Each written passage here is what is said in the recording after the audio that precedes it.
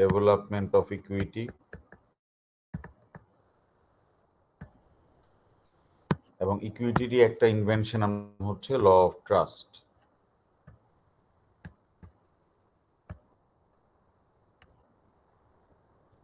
ঠিক আছে, এটা ছিল আমাদের ইন্ট্রোডাক্টরি হ্যান্ডআউটের একটা part.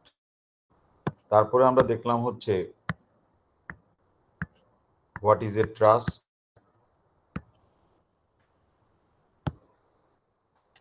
what is a trust, settler, trustee, beneficiary,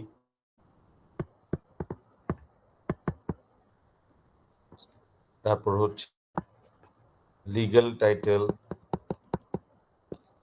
and equitable title।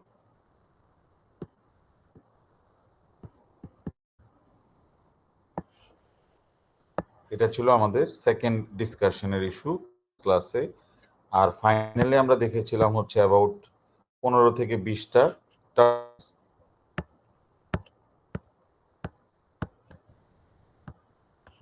এখানে অনেকগুলা টার্মস আমরা দেখেছিলাম যে অ্যাডমিনিস্ট্রেটর কি, এক্সিকিউটর কি, উইল কি, তারপরে ডিড কি, কভেনেন্টর, কভেনেন্টি, গিফট, এই অনেকগুলা টার্মস আমরা লাস্ট ক্লাসে আমরা দেখেছিলাম। ডোনার, ডোনি, এরকম অনেকগুলা আমরা দেখেছিলাম, যেটা আমাদের একটা হ্যান্ডআউটও দেওয়া আছে, প্লাস হচ্ছে গিয়ে গ্রুপেও মনে হয় আপলোড করা ছিল। তাহলে এই জিনিসগুলো নিয়ে কারো কোনো কোয়েশ্চেন কিনা লাস্ট ক্লাসের, তাহলে আজকে আমরা প্রসিড করব হচ্ছে আমাদের পরের চ্যাপ্টারে। এই ইস্যুগুলো নিয়ে কারো কোনো কোয়েশ্চেন আছে কিনা বা পড়ার টাইম হয়েছিল কিনা?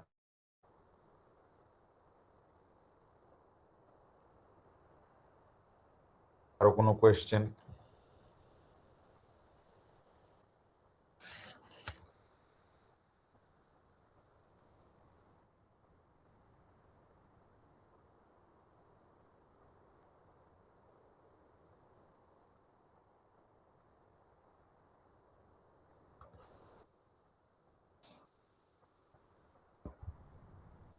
তাহলে আমি যদি একটা কোয়েশ্চেন করি এখানে, যে গিফট এন্ড ট্রাস্টের মধ্যে কি ডিফারেন্স? গিফট, ট্রাস্ট এন্ড কন্ট্রাক্টের মধ্যে কি ডিফারেন্স?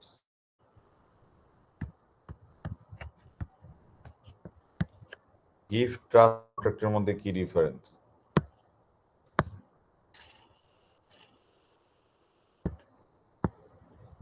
গিফট, ট্রাস্ট আর কন্ট্রাক্ট মধ্যে ডিফারেন্সটা কি?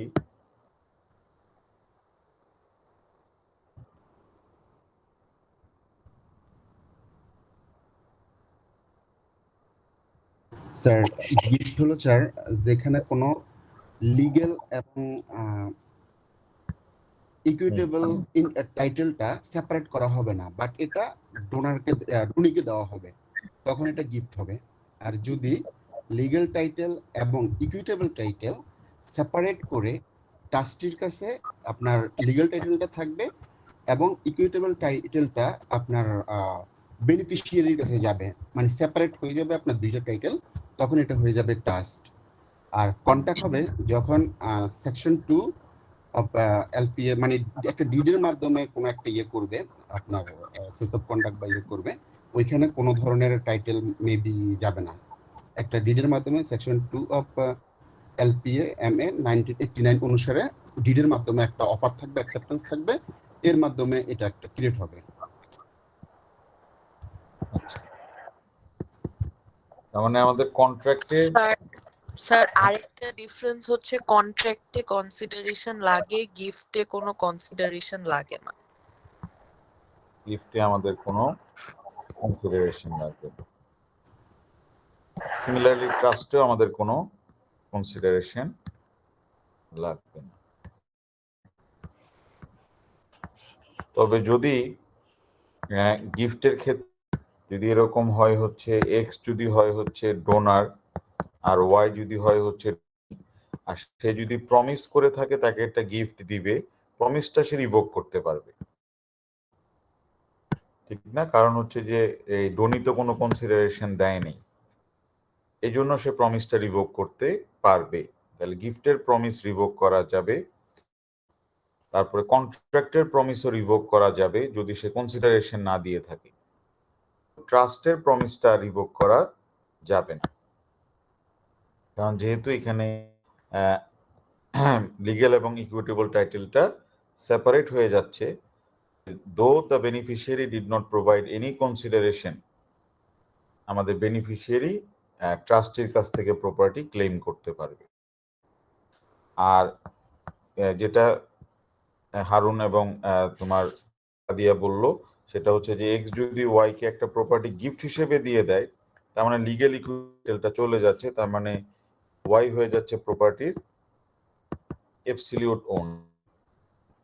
গিফট যদি একবার ইফেক্টিভ হয়ে যায় তাহলে ওয়াই ওনার হয়ে যাবে, কিন্তু গিফট দেওয়ার কথা বলেছিল হচ্ছে তাকে অন 15th নভেম্বর, 7 তারিখে প্রমিস করলো যে 15th নভেম্বর তাকে গিফটটা দিবে। এখন 15 নভেম্বর পর্যন্ত এক্স হ্যাজ ডিসক্রেশন, সে চাইলে এটাকে উইথড্র করতে পারবে, আর ওয়াই এর কোনো কজ অফ অ্যাকশন থাকবে না এগেইনস্ট এক্স। কারণ হচ্ছে যদি ওয়াই কোর্টে যায়, কোর্ট বলবে যে তুমি তো কোনো কনসিডারেশন প্রোভাইড করো নাই, তোমাকে একটা গিফট দেওয়ার জন্য প্রমিস করেছিল, গিফট যদি সে না দিতে চায় তোমার এখন কিছু করার নেই। যদি গিফটটা ভ্যালিড হয়ে যায়, মানে প্রপার্টি যদি চলে যায় হচ্ছে ওয়াই, তাহলে why will become the owner. এখানে আবার এক্স এর আর কিছু বলার থাকবে না, কারণ তার ওনারশিপটা তো চলে যাচ্ছে। ঠিক আছে, কিন্তু এখানে ট্রাস্টের ক্ষেত্রে একবার একটা ভ্যালিড ট্রাস্ট হয়ে যাওয়ার পরে এটা not রিভোকেবল।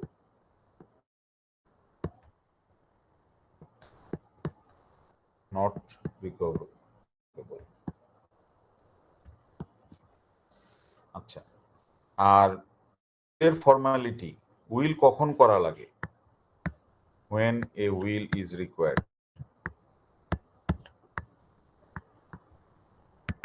when a will is required.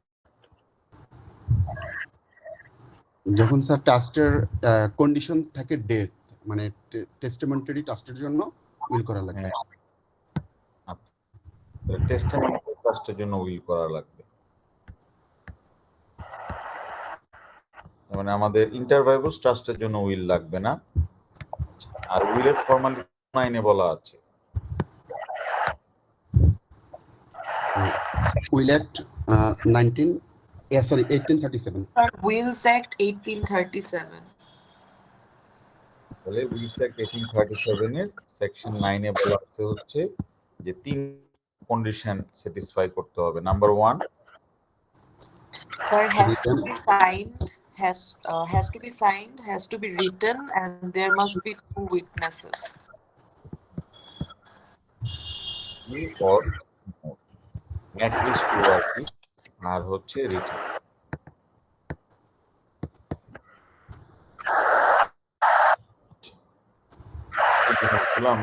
আমরা দেখেছিলাম। আর এখন একটা ট্রাস্টে কি সবসময় আমাদের মানে 3টা পার্টি 2টা পার্টি নিয়েও ট্রাস্ট হতে পারে?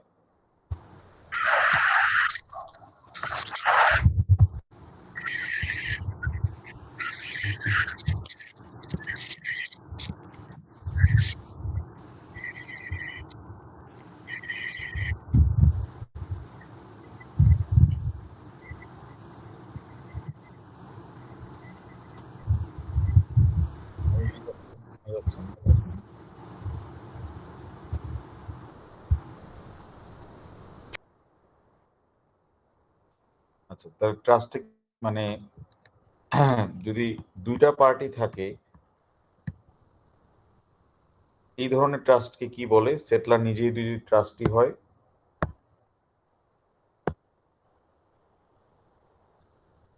Sir, self-declaratory trust. এটাকে কি বলা হবে? স্যার, এটা হচ্ছে trust of transfer mode. Excellent. মানে এখানে একটা পার্সনকে লিগ্যাল টাইটেলটা দেওয়া হচ্ছে, আর এই সেটলারের কাছেই লিগ্যাল টাইটেলটা থাকতেছে। তাহলে আমরা মোটামুটি ভাবে এই অনেকগুলা টার্মস যেগুলো আমরা দেখেছি ওগুলো একটু করতে থাকবা। তাহলে আজকে আমরা আমাদের প্রথম চ্যাপ্টারটা শুরু করে ফেলি, সেটা হচ্ছে আইডেন্টিটি অফ ট্রাস্ট। তাহলে এই চ্যাপ্টারটা থেকে আমাদের সময় যে কোশ্চেনগুলো আসতে পারে সেটা হচ্ছে আমাদের দুইটা এসে কোশ্চেন এখান থেকে ডিফারেন্ট। একটা হচ্ছে সার্টিনটি অফ সাবজেক্ট ম্যাটার আর একটা হচ্ছে সার্টিনটি অফ অবজেক্ট। দুইটা স্যাম্পল এসে আমরা এটার জন্য দিয়ে দিব। স্যাম্পল এসে আমাদের চ্যাপ্টারটা কমপ্লিট করার পর এটার জন্য একটা স্যাম্পল এসে এবং আমরা এটাগুলাকে কিভাবে ডেভেলপ করা যায়, হ্যাঁ, তোমার এক্সামিনারদের রিকোয়ারমেন্ট অনুযায়ী অ্যান্সারগুলো প্রিপেয়ার করা যায় সেটারও আমি দিয়ে দিব এখানে। তাহলে এই দুইটা হচ্ছে আমাদের এসে, সার্টেনটি অফ অবজেক্ট এটার উপর একটা এসে। এটা ফ্রিকোয়েন্টলি এসে কোশ্চেন আমরা যদি দেখি যে এক্সামিনার্স রিপোর্টে ওনারা যেভাবে চায় সেভাবে যদি আমরা একটা এসে বানাই তাহলে এখান থেকে একটা ভালো নাম্বার আসতে পারে। আর যেহেতু কোশ্চেন অ্যান্সার করতে হবে আমরা এসেগুলা একটু বেশি ওয়ার্ডিংও ক্রিয়েট করতে পারবো চাই। আর আরেকটা এসে আসে সেটা হচ্ছে সার্টেনটি অফ সাবজেক্ট ম্যাটারের উপরে, কারণ এই দুইটাই হচ্ছে একটু কিছু একাডেমিক ডিবেট আছে, এই দুইটার উপরে এক্সামিনাররা এসে কোশ্চেনটা সিলেক্ট করে। আচ্ছা, আর প্রবলেম কোশ্চেন যেটার উপর দিতে পারে, প্রবলেম কোশ্চেনের ইস্যুটা, problem question A B C D এরকম করে প্রবলেম কোশ্চেন দেয়। A B C D E এরকম 5টা বা 6টা শর্ট কোশ্চেন থাকবে এবং এই শর্ট কোশ্চেনগুলো জেনারেলি ফোকাস করে হচ্ছে on fixed trust, discretionary trust, power of appointment, administrative warranty, duration. এখন অবশ্য অনেকগুলো কোশ্চেনে ইন্টেনশনও থাকে আর কোশ্চেনের সাবজেক্ট ম্যাটারও থাকে।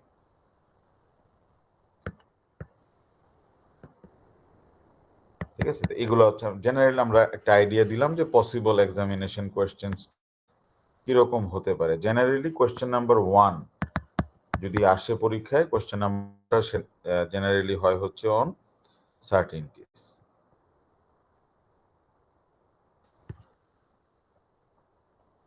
তাহলে ইন্ট্রোডাকশন যেটা আমরা বলতে পারি, আমরা দেখেছি যে ট্রাস্ট হচ্ছে একটা রিলেশনশিপ আমাদের সেটলার, ট্রাস্টি এবং বেনিফিশিয়ারির মধ্যে একটা রিলেশনশিপ, যেখানে আমাদের এই সেটেলমেন্ট অথবা এই ট্রাস্টটা ক্রিয়েট করে এবং উনি একটা লিগ্যাল টাইটেল ট্রান্সফার করে একটা দেয় হচ্ছে টু দ্য ট্রাস্টি। সে শুধু প্রপার্টিটা হোল্ড করবে, সংরক্ষণ করবে কার জন্য? For the beneficiary. আর বেনিফিশিয়ারির কাছে যেহেতু ইকুইটেবল টাইটেলটা থাকে, কোনো কারণে আমাদের ট্রাস্টটা ব্রিচ করতে চায়, তাকে প্রপার্টি না দিতে চায়, তাহলে beneficiary can enforce the trust against the trustee, because এই প্রপার্টির যেরকম লিগ্যাল টাইটেলের হচ্ছে টি, বি বলতে পারবে যে আমি তো এটার ইকুইটেবল টাইটেল ওনার, আমার কাছে যেহেতু টাইটেল আছে সুতরাং আমি এটা তোমার কাছ থেকে সু করে ইকুইটেবল টাইটেলটা যেহেতু আমার মানে প্রপার্টিটা আমি নিতে পারবো। চ্যাপ্টারে আমরা যে জিনিসটা দেখব সেটা হচ্ছে যে একটা ট্রাস্ট ক্রিয়েট করার জন্য কি কি এলিমেন্টস দরকার হবে। কেউ যদি একটা এক্সপ্রেস ট্রাস্ট ক্রিয়েট করতে চায় তাহলে কি কি এলিমেন্টস এর দরকার, এটা হচ্ছে আমাদের এই চ্যাপ্টারে দেখার বিষয়। তার মানে একটা ট্রাস্ট ক্রিয়েট করতে চায় এবং এটা হচ্ছে এক্সপ্রেস ট্রাস্ট উনি ক্রিয়েট করতে চায়, তাহলে এই ট্রাস্টটার ভ্যালিড কিনা, তার মানে এস টি কে ট্রান্সফার করলো টি এর কাছে এবং বললো যে বেনিফিশিয়ারিকে এটা দেওয়ার জন্য অন 1st of November, আর গাড়িটা সে তাকে তার বাসায় পাঠিয়ে দিয়েছিল হচ্ছে অন অফ অক্টোবর। তাহলে 1st of October সেটলার এই ট্রাস্টটা ক্রিয়েট করেছিল এবং ট্রাস্ট থেকে বলছিল property two the beneficiary on 1st of November। 1st of November trustee বেনিফিশিয়ারিকে প্রপার্টিটা দেয়নি। এখন বেনিফিশিয়ারি বলতে চাচ্ছে যে দেয়ার ওয়াজ এ ট্রাস্ট, একটা ট্রাস্ট এখানের মধ্যে ছিল, তুমি আমাকে প্রপার্টি দিবা না। এখন যদি কোর্টে যায় বি, তখন যে প্রশ্নগুলা করবে যে যে পার্সনটা ট্রাস্টটা ক্রিয়েট করেছে তার কি ক্যাপাসিটি ছিল কিনা, এটা কোর্ট প্রথমে ডিটারমাইন করবে। ট্রাস্ট ভ্যালিড হওয়ার জন্য প্রথমে লোকটার ট্রাস্ট ক্রিয়েট করার ক্যাপাসিটি ছিল কিনা। তার মানে হচ্ছে এই লোকটার বয়স এই অর এবাব ছিল কিনা, এবং এই লোকটার মেন্টাল ক্যাপাসিটি ছিল কিনা, এটা কোর্ট প্রথমে দেখবে যে did he have the mental capacity এবং তার এইজ কি 18 অর এবাব ছিল কিনা। সেকেন্ড কোর্ট দেখবে যে কোন প্রপার্টি নিয়ে ট্রাস্টটা ক্রিয়েট করা হয়েছে, ওই প্রপার্টির জন্য ফর্মালিটি মানে কোনো রিটেন দরকার ছিল কিনা। তাহলে জেনারেলি ট্রাস্ট ক্রিয়েট করার জন্য রিটেন ডকুমেন্টস লাগেন। মিলিয়ন পাউন্ড বিলিয়ন পাউন্ডেরও প্রপার্টি ট্রাস্ট ওরালি হতে পারে, কিন্তু দুই অপশন আছে। যদি ট্রাস্ট প্রপার্টি ল্যান্ড হয় অথবা trust property existing equitable interest হয়, শুধু ওই দুইটার জন্য কিছু ফর্মালিটি রিকোয়ারমেন্ট আছে, ডকুমেন্ট লাগে। তা আমাদের এখানের মধ্যে যে প্রপার্টিটা সেটা হচ্ছে একটা গাড়ি, ইট ইজ ল্যান্ড, বা আমরা বলতে পারি যে এটা ল্যান্ড না, এবং এটা এক্সিস্টিং ইকুইটেবল ইন্টারেস্ট না। যদি এই দুটার মধ্যে পড়ে, প্রপার্টি যদি হয় হচ্ছে দুইটার যে কোনো একটা, ট্রাস্ট প্রপার্টি যদি হয় অথবা ট্রাস্ট প্রপার্টি যদি একটা এক্সিস্টিং ইকুইটেবল, এটা আমরা পড়বো ডিটেলসে, ইন্টারেস্ট হয়,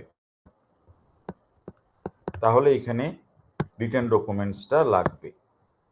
যদি হয় এটা রিটেন ডকুমেন্টস লাগবে, এটা বলা আছে সেকশন 53 সাবসেকশন 1 সাবসেকশন, আর এটা হচ্ছে সেকশন 53 সাবসেকশন 1 সাবসেকশন সি, হচ্ছে এলপিএ 1925, এলপিএ 1925। অনলি দুই টাইপের ট্রাস্টের জন্য রিটেন ডকুমেন্টস লাগবে। একটা মানুষ যেই প্রপার্টি নিয়ে ট্রাস্ট ক্রিয়েট করুক, এটার ভ্যালু, একটা জুয়েলার ভ্যালু 10 বিলিয়ন পাউন্ড, তাও ওরালি পসিবল। ঠিক আছে, সে ট্রাস্ট ক্রিয়েট করলো 50 মিলিয়ন পাউন্ড, ওরালি পসিবল। খালি ট্রাস্ট প্রপার্টি এই সমস্যা, ল্যান্ড হলে রিটেন ডকুমেন্টস লাগবে, আর এক্সিস্টিং ইকুইটেবল ইন্টারেস্ট হলে রিটেন ডকুমেন্ট লাগবে। তাহলে কোর্ট প্রথমে দেখবে যে এই পার্সনটা ট্রাস্ট ক্রিয়েট করেছে তার ক্যাপাসিটি ছিল। সেকেন্ড কোর্ট দেখবে যে ট্রাস্ট প্রপার্টি কি এই দুইটার কোনোটার মধ্যে পড়েছে কিনা। যদি দুইটার কোনোটার মধ্যে পড়ে তাহলে রিটেন ডকুমেন্টস আছে কিনা। 3 নাম্বার কোর্ট যে জিনিসটা দেখবে সেটা হচ্ছে যেই পার্সনটা ক্রিয়েট করেছে সে কি সার্টেন ভাবে ট্রাস্টটা ক্রিয়েট করেছে কিনা। সার্টেন যেটা বোঝায় সেটা হচ্ছে যে যে পার্সনটা ট্রাস্টটা ক্রিয়েট করেছে তার ইন্টেনশনটা কি বোঝা যাচ্ছে কিনা। সে কি আসলে ট্রাস্ট ক্রিয়েট করতে চাচ্ছিল, নাকি না সে টিকে আসলে গিফট হিসেবে দিতে চাচ্ছিল। সেকেন্ড কোর্ট দেখবে সার্টেনিটির মধ্যে যে যে প্রপার্টি নিয়ে ট্রাস্টটা ক্রিয়েট করবে, মানে ট্রাস্টের যে প্রপার্টি বা সাব ম্যাটার, এটা কি সার্টেন ছিল কিনা, এবং প্রপার্টি দিতে বলেছে এটা কি সার্টেন ছিল কিনা, মানে ট্রাস্টের যে অবজেক্ট হবে, ট্রাস্টের যে বেনিফিট হবে, তাদের কি সে ক্লিয়ারলি মেনশন করেছে কিনা, who will be the beneficiary. আর সাবজেক্ট ম্যাটার মানে ট্রাস্ট প্রপার্টি, ট্রাস্ট প্রপার্টি। এই তিনটা সার্টেনিটি কোর্ট দেখবে। ইদানিং কোর্ট আরেকটা দেখে, সেটা হচ্ছে ট্রাস্টটা কি অ্যাডমিনিস্ট্রেটিভ ভাবে ওয়ার্কেবল কিনা, অ্যাডমিনিস্ট্রেটিভলি ওয়ার্কেবল কিনা, মানে এটা ট্রাস্টির পক্ষে প্রপার্টিটা ডিস্ট্রিবিউশন করা পসিবল কিনা। এই চারটা সার্টেনিটি বলতে পারি যে কোর্ট ডিটারমাইন করবে এখানে। যদি এই হার্ডেলটা ওভারকাম হয় তাহলে লাস্ট হার্ডেল হচ্ছে এক্সপ্রেস ট্রাস্টের যে কনস্টিটিউশন করেছিল কিনা। কনস্টিটিউশন মানে সংবিধান না, কনস্টিটিউশন মানে হচ্ছে যে আমাদের legal title was transferred to trustee, এটা উনি করেছিল কিনা।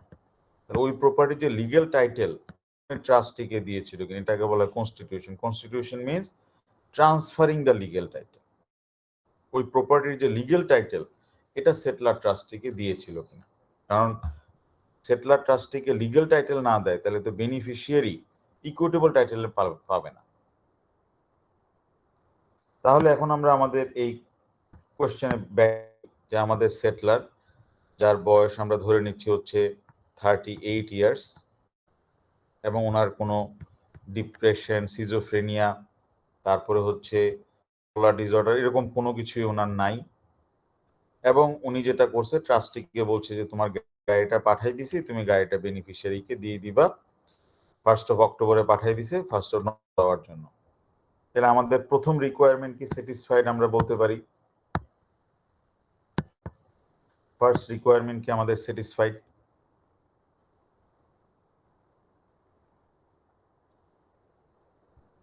Yes sir.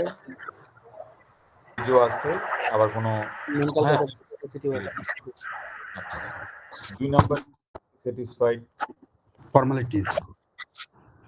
হ্যাঁ হ্যাঁ এখানে আমাদের রিটেন ডকুমেন্টস তো মনে হয় লাগবে না, কারণ ট্রাস্ট প্রপার্টি তো এক্সিস্টিং ইকুইটি না, আবার হচ্ছে ট্রাস্ট প্রপার্টি তোমার Land. ল্যান্ড। হ্যাঁ 3 নাম্বার যে এলিমেন্টটা আমাদের আছে সার্টেনটি, যেটা যে এখানে আমাদের যখন বললো ট্রাস্টিকে যে তোমাকে আমি কিন্তু গাড়িটা দিচ্ছি 1 তারিখে, তুমি এটা বেনিফিশিয়ারিকে দিবা, তাহলে ওনার কি আমরা বলতে পারি যে ক্লিয়ার বেনিফিশিয়ারিকে দেওয়ার জন্য গাড়িটা দিয়েছিল। সাবজেক্ট ম্যাটারটাকে আমরা আইডেন্টিফাই করতে পারতেছি যে এই গাড়িটা এখন 10টা গাড়ি থাকতে পারে, কিন্তু উনি ট্রাস্টের বাসায় যে গাড়িটা পাঠাইছে ওইটা দিতে বলতেছে, কিন্তু তার মানে এখানে trust property is also certain. বেনিফিশিয়ারিকে আমরা ক্লিয়ার পাচ্ছি এখানে, উনি হচ্ছে যে বিকে এটা দেওয়ার জন্য, এবং আমরা কি দেখতেছি যে এটা কি ওনার জন্য ডিফিকাল্ট টাস্ক হবে যে একটা লোককে একটা গাড়ি ট্রান্সফার করা? না মানে বেনিফিশিয়ারি এটাও তো মনে হয় না ডিফিকাল্ট হবে যে উনি এটা গাড়িটা ওনার বাসায় চালায়ও দিয়ে আসতে পারে, অথবা বেনিফিশিয়ারিকে বলতে তুমি আমার বাসা থেকে এসে নিয়ে যাও। জি আচ্ছা এখন আমাদের লাস্ট রিকোয়ারমেন্ট হচ্ছে কনস্টিটিউশন, মানে হচ্ছে লিগ্যাল টাইটেলটা ট্রান্সফার করতে। এখন এখানে আমরা দেখতেছি একটা সমস্যা হয়ে গেছে যে উনি কি করছে, গাড়িটা ওনার কাছে ডেলিভারি করে দিই, কিন্তু গাড়ি ডেলিভারি করলে তো আর গাড়ির লিগ্যাল টাইটেল ট্রান্সফার হবে না, গাড়ি রেজিস্ট্রেশন করা থাকে বাংলাদেশে যেরকম আছে নাম হচ্ছে বিআরটিএ, ঠিক না, Bangladesh road and transport authority. হ্যাঁ ইংল্যান্ডেও এরকম আছে হচ্ছে তোমার অথরিটি ফর তোমার কার রেজিস্ট্রেশন। তাহলে এখন সে তো শুধু গাড়িটা ডেলিভারি করেছে, গাড়িটা নামে রেজিস্ট্রেশন করে দেয় না, তাহলে এখানে কোনটা ট্রান্সফার হয়নি? Legal title. লিগ্যাল টাইটেলটা তো ট্রান্সফার হয়নি, এস এর কাছ থেকে তো টি এর কাছে টাইটেলটা গেল না। এস যদি কার রেজিস্ট্রেশন অফিসে গিয়ে যদি এই কাজটা করতো, যদি বলে দিত এখানের মধ্যে যে টি এর নামে আমি গাড়িটা ট্রান্সফার করে দিলাম, তখন লিগ্যাল টাইটেলটা চলে যেত, কিন্তু সে এই একটা মিস্টেক করছে। এখন এই মিস্টেকটা করার জন্য যে অসুবিধাটা হবে সেটা হচ্ছে বি যদি কোর্টে যায়, কোর্ট বলবে যে সব স্যাটিসফাইড কিন্তু কনস্টিটিউশন তো হয়নি, তাহলে তো বি তুমি প্রপার্টিটা পাবা না। কনস্টিটিউশন না হলে ট্রাস্টের কাছে লিগ্যাল টাইটেল আসে নাই, তাহলে বেনিফিশিয়ারির কাছে তো ইকুইটেবল টাইটেল আসবে না। সো বেনিফিশিয়ারি ক্যানট সাকসেসফুলি সু দ্য ট্রাস্টি। যদি সেই কাজটা করতো, সেটলার যদি কার রেজিস্ট্রেশন অফিসে গিয়ে গাড়িটা যদি নামে ট্রান্সফার করে দিয়ে আসতো, তাহলে কিন্তু বেনিফিশিয়ারি প্রপার্টিটা পেয়ে যেত। ক্লিয়ার সবাই, নাকি না কোনো কোয়েশ্চেন আছে দেখো তো?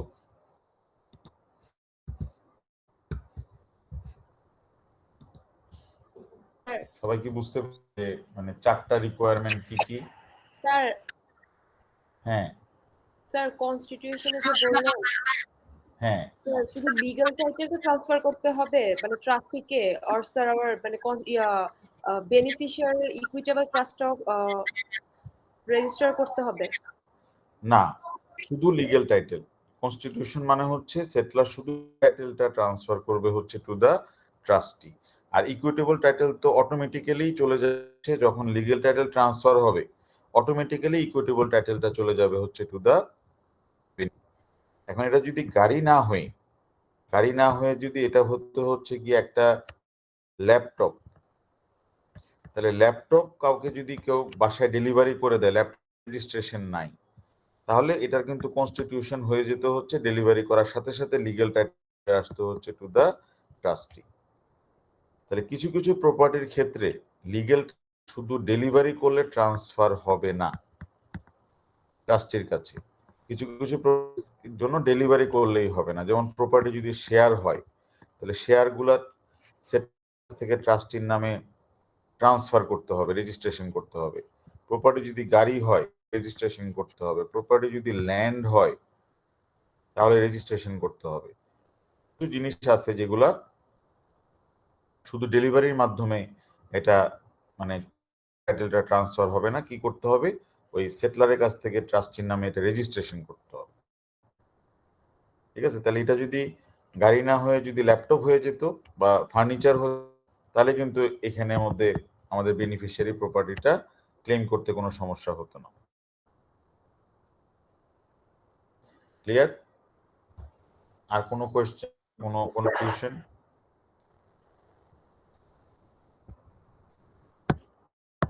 তাহলে এই যে চারটা রিকোয়ারমেন্ট স্যাটিসফাই করতে এক্সপ্রেস ট্রাস্ট ভ্যালিড হওয়ার জন্য, এই চারটার মধ্যে আমাদের এই 2 এবং 4 হচ্ছে আমাদের তিনটা আলাদা আলাদা টপিক। ফর্মালিটি একটা আমাদের আলাদা টপিক, এখান থেকে প্রবলেম এসে আসে। সার্টিনটি যেটা আজকে আমরা পড়তেছি এটা হচ্ছে প্রবলেম এসে। কনস্টিটিউশন এটা একটা টপিক যেখান থেকে আমাদের প্রবলেম এসে আসে। আর ক্যাপাসিটি থেকে তেমন কোনো কোয়েশ্চেন আসবে না সাইড ইস্যু ছাড়া। আমরা 1-2 লাইন শুধু ক্যাপাসিটি নিয়ে ডিসকাস করব। আমাদের শুধু দুইটা জিনিস দেখা হয়, তার মেন্টাল ক্যাপাসিটি ছিল কিনা এবং তার এইজ ছিল কিনা 18 or above।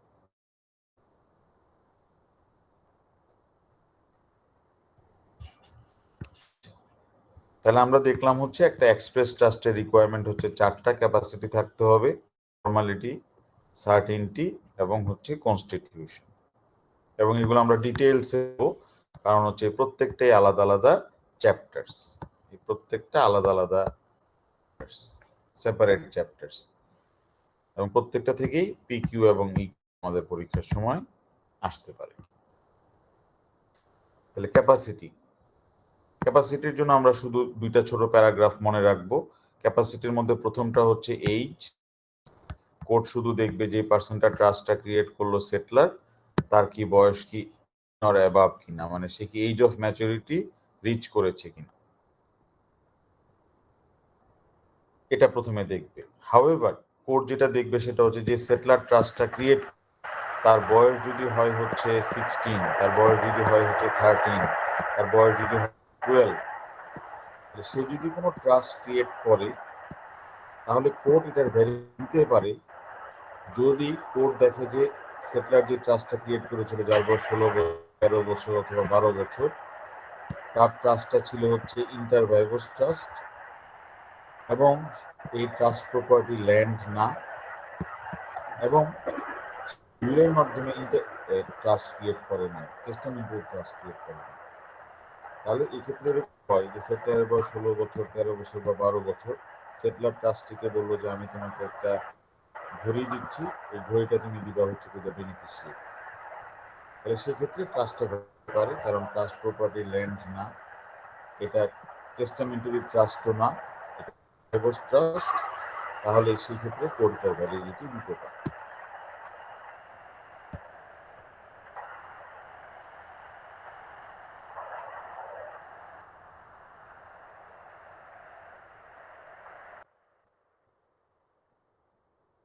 তাহলে আমরা যেটা দেখলাম সেটা হচ্ছে যে 18 এর নিচে যদি কেউ ট্রাস্ট, সেক্ষেত্রে কোর্ট শুধুমাত্র যদি 3টা শর্ত পূরণ হয় তাহলে কোর্ট এটাকে অ্যালাউ করতে পারে, এছাড়া কোর্ট এটাকে অ্যালাউ।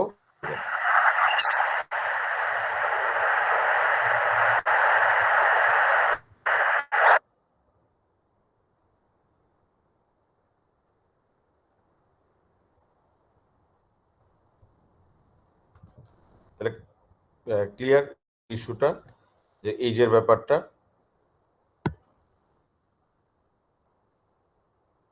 আচ্ছা, এখন তো শোনা যাচ্ছে নাকি? তাহলে আমরা যে ইস্যুটা দেখলাম এখানের মধ্যে, যে সেটলারের এইজটা কোড দেখবে যে 18 অর অ্যাবাভ কিনা, আর যদি কোনো মাইনর ট্রাস্ট ক্রিয়েট করে, মাইনর বলতে যার বয়স হচ্ছে 18 কম, মাইনরের ট্রাস্ট ভ্যালিড হতে পারে যদি এটা ইন্টারভাইভাস ট্রাস্ট প্রপার্টি যদি ল্যান্ড না হয় এবং এটা যদি টেস্টামেন্টারি ট্রাস্ট না হয়। ক্লিয়ার? আমাদের পরীক্ষার সময় শুধু খালি খেয়াল 18 বছর, এটা তুমি জাস্ট খেয়াল রাখবা, তাহলে এটাই হয়ে যাবে। মাইনর হচ্ছে কি, এটা হচ্ছে এক্সেপশন, মাইনরের ট্রাস্ট ভ্যালিড হবে।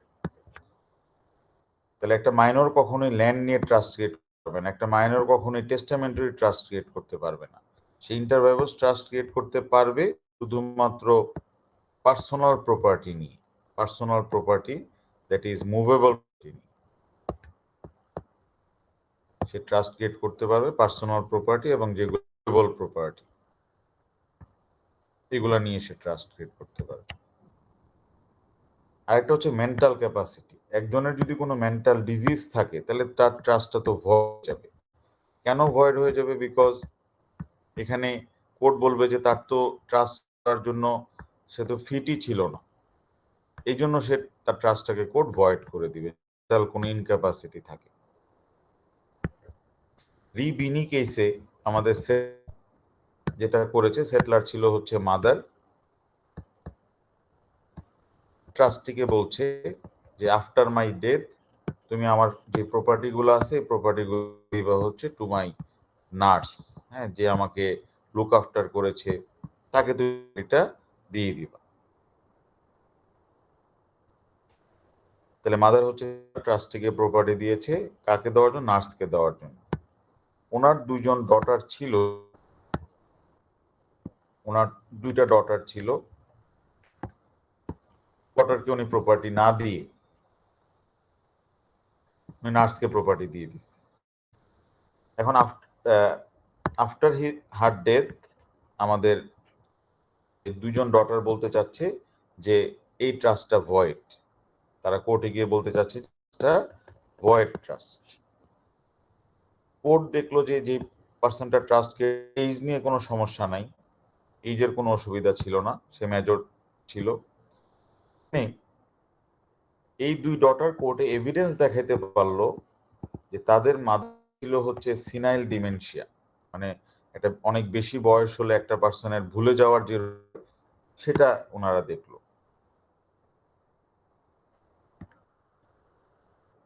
এখন এই কারণে কোর্ট বললো যে ওনার তো মেন্টাল ক্যাপাসিটি ছিল না, ওনার তো মেন্টাল ক্যাপাসিটি ছিল না, তাহলে তো ট্রাস্টটা ভয়েড হয়ে যাবে। ট্রাস্ট যদি ভয়েড হয় তাহলে বি তো প্রপার্টি পাবে না, তাহলে এস এর প্রপার্টি পেয়ে যাচ্ছে, এস এর সাকসেসর যারা আছে তারা পেয়ে যাবে। তাহলে সাকসেসর কারা? দুইজন ডটার্স, তারা পেয়ে যাবে। ক্লিয়ার? তাহলে মেন্টালিটি না থাকার জন্যই কিন্তু প্রপার্টিটা পেয়ে গেল হচ্ছে তোমার বেনিফিশিয়ারির জায়গায়, কারণ ট্রাস্টটা পেয়ে গেছে, এই জন্য প্রপার্টি পেয়ে গেল হচ্ছে দুইজন ডটার্স। তাহলে এটা বুঝতে কি কারো কোনো সমস্যা আছে কি মেন্টাল ক্যাপাসিটির ইস্যুটা নিয়ে? সিনাইল ডিমেনশিয়াটা বয়স হলে হয়, বয়স 70, 80, 90 হলে তারা অনেক কিছু ভুলে যায়, অনেক কিছু মনে রাখে না। হ্যাঁ, তো ওই রকম ডিজিজে সাফার করতেছিল হচ্ছে সেটলার। তাহলে তার না আমরা বলতে পারি তার মেন্টাল ক্যাপাসিটি ছিল না।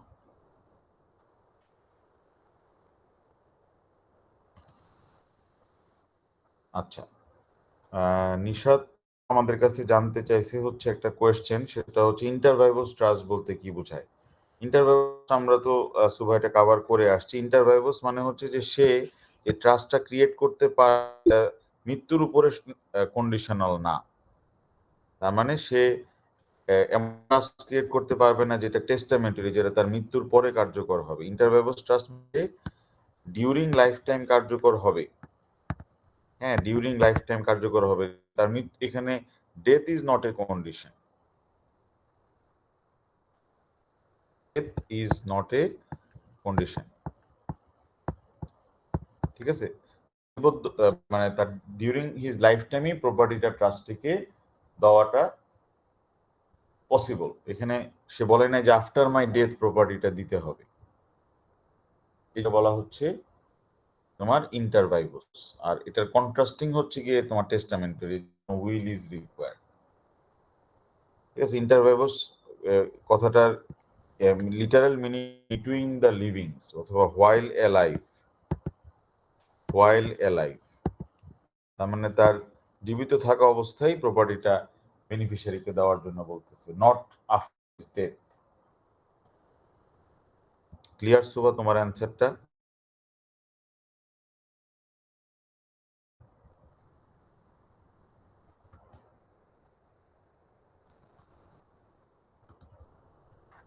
তাহলে আমরা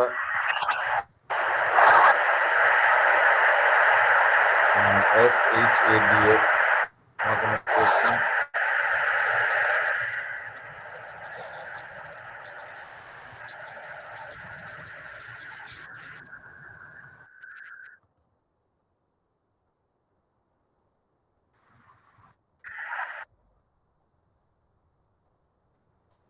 আচ্ছা, নাম্বার রিকোয়ারমেন্টটা আমরা দেখে ফেললাম।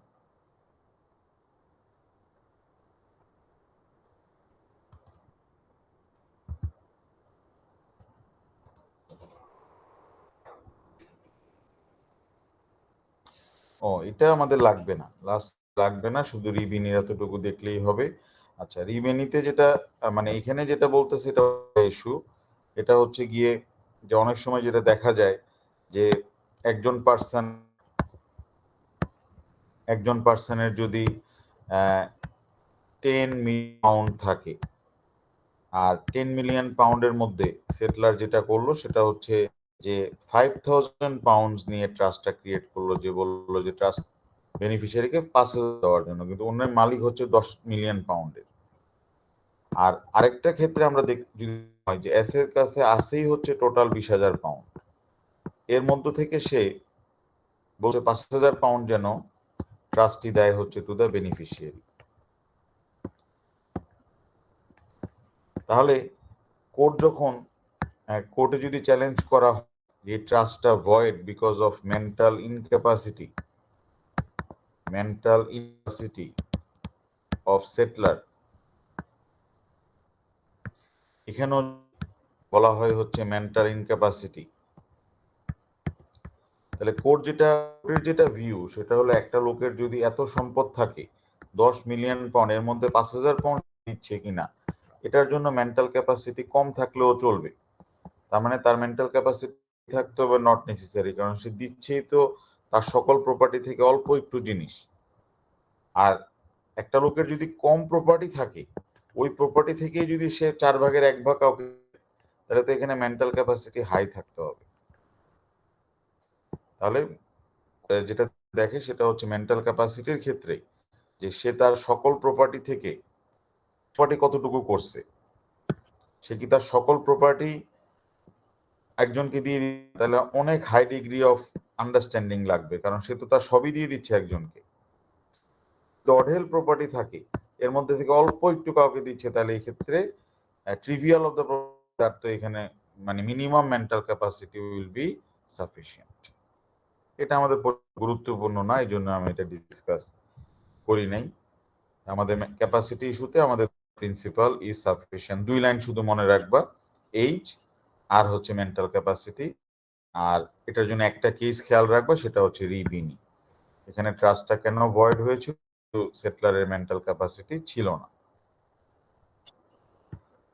আচ্ছা, এখন আমরা দেখে ফেলি হচ্ছে আমাদের যে সেকেন্ড যে এলিমেন্ট একটা ট্রাস্ট ক্রিয়েট করার জন্য, 1 নম্বর আমরা দেখে ফেললাম ক্যাপাসিটির ইস্যু, আমরা এই এলিমেন্টটা দেখবো আর কি। এটা তারপরে সার্টেনটি চ্যাপ্টার শেষ করার পর আমরা দেখবো ফর্মালিটি চ্যাপ্টার, তারপরে আমরা দেখবো হচ্ছে কনস্টিটিউশন চ্যাপ্টার, গ্র্যাজুয়ালি আমরা কভার করব। তাহলে আমরা এখন দেখি যে what are the certainty.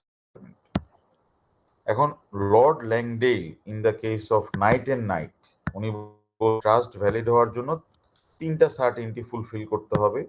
But জাজেসরা পরবর্তীতে যে না, তিনটা সার্টিনটি হলেও একটা ট্রাস্ট আমরা আনসার্টিন থাকতে পারি যদি এটা অ্যাডমিনিস্ট্রেটিভলি ওয়ার্কেবল না হয়। এটা পরবর্তীতে জাজেসরা অ্যাড করে। কিন্তু লর্ড ল্যাংডেল ওনার জাজমেন্টে বলেছিল নাইট ভার্সেস নাইট কেসে যে একটা হওয়ার জন্য তিনটা certainty sufficient: certainty of intention, certainty of matter, certainty of object. তাহলে এই তিনটা জিনিস কি কি আমরা দেখি। এখন সেটলার ট্রাস্টিকে বলতেছে যে আমি তোমাকে 20,000 পাউন্ড, আমি জানি যে তুমি এখন একটু ফাইন্যান্সিয়াল ক্রাইসিসে আসছো, এই 20,000 পাউন্ড তুমি তোমার জন্য ব্যবহার করবা, যদি তোমার না লাগে তাহলে আমার নেফিউকে দিয়ে দিও। দেখতেছি যে এই লোকটার তার উপরে আসলে কোনো অবলিগেশন দিচ্ছে কিনা এটা বোঝা যাচ্ছে না। উনি কি আসলে ট্রাস্ট ক্রিয়েট করতে চাচ্ছে কিনা, ওনার পজিশনটা আমরা দেখতেছি যে আনসার্টিন। উনি ট্রাস্টিকে বলতেছে তোমার লাগে কিনা দেখো টাকাটা, তুমি যেহেতু এখন ক্রাইসিসে আছো, না লাগলে তুমি দিয়ে দিও। তাহলে তো ওনার এখানে ইন্টেনশনটা সার্টিন না। ইন্টেনশন যদি সার্টিন না হয়, ট্রাস্টটা বাতিল হয়ে যাচ্ছে, ট্রাস্টটা ভয়েড হয়ে যাচ্ছে। এটাকে বলা হয় হচ্ছে সার্টিনটি অফ ইন্টেনশন। সেটলারের ইন্টেনশনটা সার্টিন হতে হবে। আচ্ছা, এখন আমরা দেখি দ্বিতীয় ইস্যু। ট্রাস্টিকে বলতেছে হচ্ছে যে আমার একটা ব্যাংক অ্যাকাউন্টে 10,000 পাউন্ড আছে, ওই 10,000 পাউন্ড তুমি যেটা করবা সেটা হচ্ছে বেনিফিশিয়ারিকে দিয়ে দিবা। অথবা সেটলার ট্রাস্ট হচ্ছে যে আমার তিনটা গাড়ি, একটা পার্পল কালারের গাড়ি এবং একটা গ্রিন কালারের গাড়ি, আর একটা হচ্ছে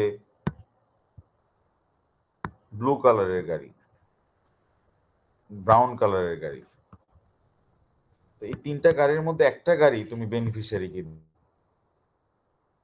তাহলে এখানের মধ্যে ওনাকে দেওয়ার জন্য অব্লিগেশন 10,000 পাউন্ড বলতেছে হচ্ছে একটা ব্যাংক অ্যাকাউন্ট থেকে নেওয়ার জন্য, take from my bank account and give it to the beneficiary. কিন্তু হুইচ অ্যাকাউন্ট? ওনার যদি 5টা ব্যাংকে অ্যাকাউন্ট থাকে, কোন অ্যাকাউন্ট থেকে নিবে? আর এই যে তিনটা গাড়ির মধ্যে কোন গাড়িটা আসলে বেনিফিশিয়ারি? তাহলে এখানে ওনার ইন্টেনশনটা ক্লিয়ার যে বেনিফিশিয়ারিকে প্রপার্টি দিতে হবে, ইন্টেনশনটা সার্টিন। কিন্তু সমস্যা বেঁধে যায় যে ট্রাস্ট প্রপার্টি কোনটা হবে, মানে কোন গাড়িটা দিবে, ব্রাউনটা না পার্পলটা দিবে না গ্রিনটা দিবে, অথবা কোন অ্যাকাউন্ট থেকে 10,000 পাউন্ড দিবে, তো এটাও তো আনসার্টিন। তাহলে আমরা বলতে পারি যে সাবজেক্ট ম্যাটারটা আনসার্টিন,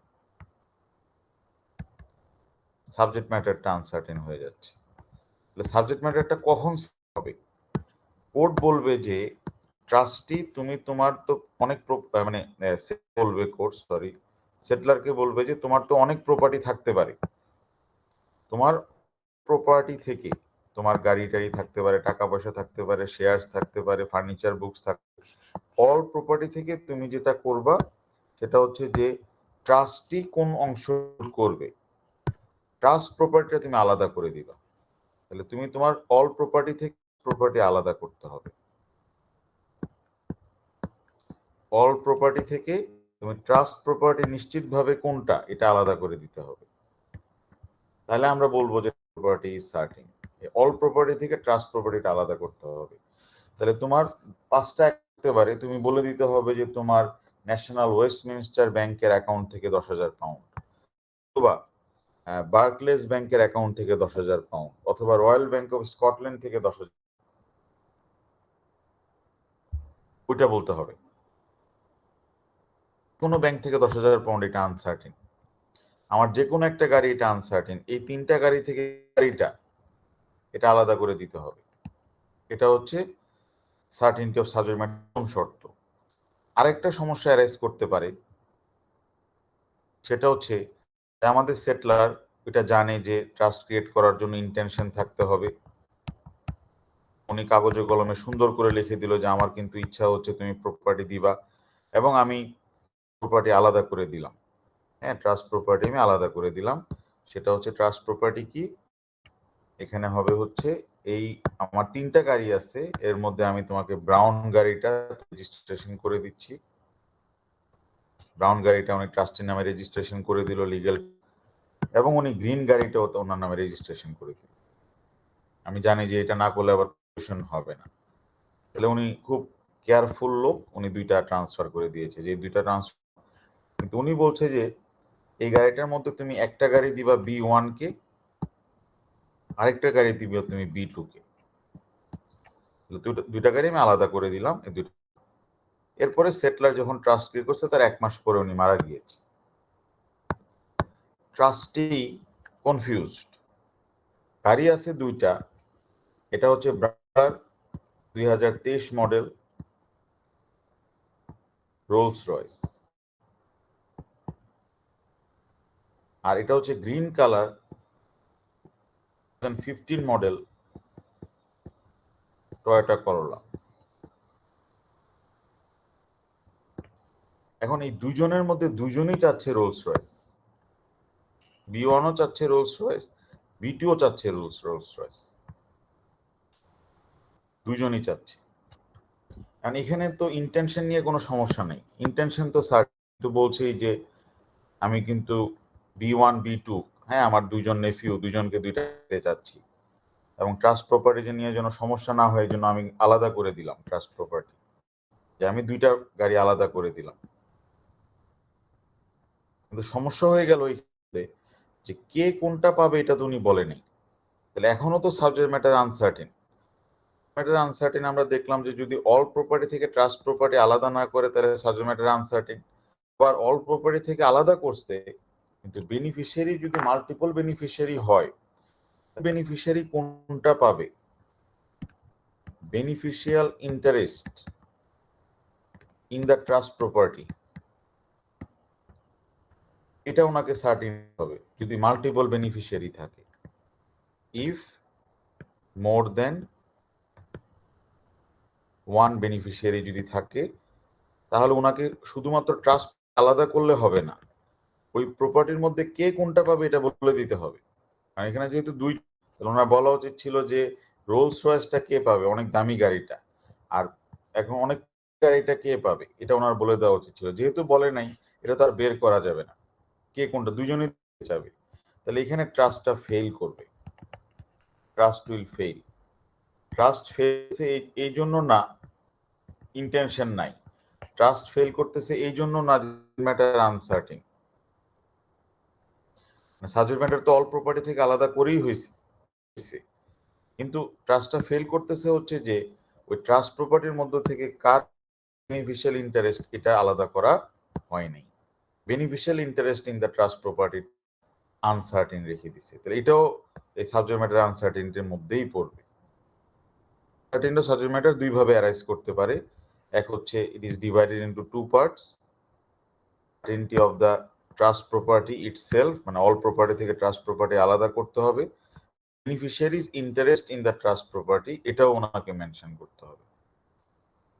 আমরা 2টা পাচ্ছি এখানে এ আর বি। আচ্ছা, বেনিফিশিয়ারি নিয়ে কিভাবে অ্যারাইজ করতে পারে। এখন সেটলার ট্রাস্টিকে বলল যে আমি তোমাকে একটা ল্যাপটপ দিচ্ছি, এখানে এই ল্যাপটপটা তুমি দিবা হচ্ছে একটা ক্লাসের যে ব্লু আইড একটা স্টুডেন্ট আছে, ব্লু আইড স্টুডেন্ট, তাকে তুমি প্রপার্টিটা দিয়ে দিবা। এখন ট্রাস্টি তো গেছে ডিস্ট্রিবিউশন করার জন্য, বাই দিস টাইম সেটলার বিদেশে চলে গেছে অথবা উনি অন্য কোথাও চলে গেছে। এখন ট্রাস্টি যখন ডিস্ট্রিবিউশন করতে গেছে তখন গিয়ে দেখে যে এই ক্লাসের মধ্যে 5টা স্টুডেন্ট ব্লু আইড। এখন উনি আসলে কাকে দিবে, এখন ব্লু আইড পার্সন বলছে ব্লু আইড, এখন ব্লু আইড পার্সনের নাম বলে নাই, ব্লু আইড পার্সনের অ্যাড্রেস বলে নাই, বয়স বলে নাই, শুধু বলছে ব্লু আইড পার্সন। এখন যদি এক থাকতো তাহলে সমস্যা হইতো না, কিন্তু এখানে তো 5 জন, তাহলে এখানে ইন্টেনশন আছে ম্যাটার সার্টেন শুধু একটা ল্যাপটপ, এখানে তো 4-5টা দেয় নাই, সুতরাং বেনিফিশিয়ারি ইন্টারেস্টের প্রশ্ন আসে না। কিন্তু এখানে তো হয়ে গেছে beneficiary uncertain. X settlor Y কে বলতেছে হচ্ছে তুমি যেটা করবা সেটা হচ্ছে যে আমার ল বুকস গুলা আফটার মাই ডেথ, আমার ল বুকস গুলা তুমি দিবা হচ্ছে আমার সবচেয়ে একটা ফ্রেন্ড আছে, তাকে তুমি এটা দিয়ে দিবা। তাহলে give the book to my sincere friend. এখন ওয়াই দেখলো আফটার এক্সেস ডে ওনার ফ্রেন্ড আছে হচ্ছে টোটাল 30 জন ফ্রেন্ড। এখন উনি কনফিউজড যে সিনসিয়ার বলতে উনি কি বোঝাতে চাইছে। সিনসিয়ার কাছে উনি টাকা চাইছে, সবসময় টাকা দিয়ে দিছে। সিনসিয়ার মানে যে বিপদে আপদে আগে আসছে। সিনসিয়ার হচ্ছে ওনাকে ট্রাস্ট ল এর নোটগুলা দিয়ে হেল্প করছে পরীক্ষার আগে। সিনসিয়ার ফ্রেন্ড মানে ওনার জন্য মেয়ে দেখে দিছে বিয়ের সময়। সিনসিয়ার মানে ওনাকে বাসার কাজের মধ্যে হেল্প করেছে। Who is sincere friend?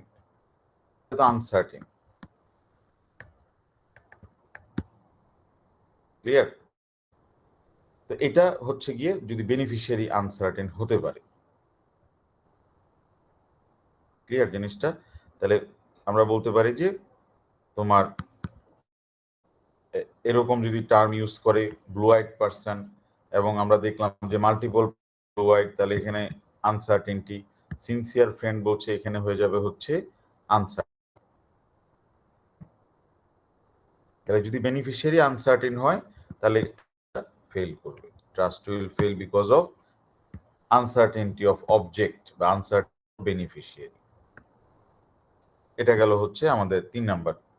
এখন এই 3টা হয়ে যাচ্ছে, কিন্তু তারপর আর একটা সমস্যা অ্যারাইজ করতে পারে ইন সার্টেন সার্কামস্ট্যান্সেস। কিরকম একটা অ্যারাইজ করতে পারে সেটা হলো যে এ খুবই উদার একজন পার্সন, হ্যাঁ, খুবই জেনারাস টাইপের পার্সন। এক্স যেটা বললো সেটা হচ্ছে ওয়াই কে যে আমি তোমাকে 25 মিলিয়ন পাউন্ড দিয়ে যাচ্ছি, আফটার মাই ডেথ তুমি যেটা করবে 25 মিলিয়ন পাউন্ড উনি থাকে হচ্ছে, আমরা ধরে নিচ্ছি যে লন্ডনে, লন্ডন সিটিতে। উনি বললো যে আফটার মাই যেটা করবা সেটা হচ্ছে লন্ডনে যারা ইনহেবিটেন্টস, লন্ডনে যারা থাকে ইনহেবিটেন্টস, তাদেরকে সবাইকে তুমি এই 200 মিলিয়ন পাউন্ডস যেটা আমি তোমাকে দিয়ে যাচ্ছি এটা তুমি ডিস্ট্রিবিউশন করবা, এবং এটা ডিস্ট্রিবিউশন করবা ইকুয়ালি। তাহলে ইকুয়ালি ডিস্ট্রিবিউট, কাদের মধ্যে ডিস্ট্রিবিউশন করতে হবে? Equally distribute residents of London, residents of London equally distribute করতে বলছে, সবাই যেন এক সমান টাকা। তাহলে এখানে আমাদের ইন্টেনশন কোনো সমস্যা নাই, ইন্টেনশন আছে, উনি লন্ডনের রেসিডেন্টদেরকে টাকা দিতে যাচ্ছে। সাবজেক্ট ম্যাটার সার্টেন, সার্টেন কাকে কত টাকা দিতে হবে এটাও সার্টেন, উনি ইকুয়ালি বলেছে। বেনিফিশিয়ারিও সার্টেন, লন্ডনের রেসিডেন্টস হতে হবে, লন্ডনের অধিবাসী হতে হবে তাকে, লন্ডনে তার বাসা আছে অথবা তোমার লিজ লিজ নেওয়া আছে বা স্টুডেন্ট এরকম। এখন সবই ঠিক আছে, ইন্টেনশন, সাবজেক্ট ম্যাটার এবং অবজেক্ট সার্টিং, কিন্তু সমস্যাটা দেখা গেল এখানে যে আমাদের ট্রাস্টি দেখলো বেনিফিশিয়ারির সংখ্যা হচ্ছে 80 লক্ষ,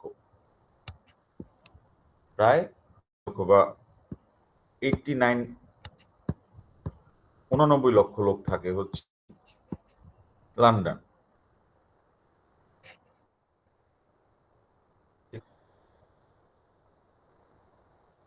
এখন আরো হতে বাড়তে পারে, 1 কোটিও হয়ে যেতে পারে। 1 কোটি লোকের মধ্যে ইকুয়ালি ডিস্ট্রিবিউশন করা এই 2.5 মিলিয়ন পাউন্ড, এটা তো একটা বিরাট সমস্যার ব্যাপার, বা এখানে আমাদের ট্রাস্টির বছর লেগে যাবে, আরো বেশি সময় লেগে যাবে, কারণ একজনের বাসায় টাকা নিয়ে গেছে ওই লোক ঘুরতে গেছে, আরেকজনের বাসায় টাকা দিতে গেছে, ওই লোক মারা গেছে।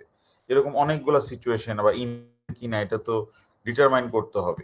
যাদেরকে ডিস্ট্রিবিউশন করবে তাদের লিজের কাগজ দেখতে, নাহলে তাদের ফ্রি হোল্ডের কাগজ দেখতে হবে, সে চাকরি করলে জবের কাগজ দেখতে হবে, স্টুডেন্ট হলে তার স্টুডেন্ট, এগুলো সব কিছু দেখে ইন এভিডেন্স যাচাই করে 1 কোটি লোকের মধ্যে ডিস্ট্রিবিউশন, তার জন্য কি হবে না আমরা বলতে পারি, অ্যাডমিনিস্ট্রেটিভ ভাবে হয়ে যাবে, প্রশাসনিক ভাবে কাজটা জটিল হয়ে যাবে তার জন্য।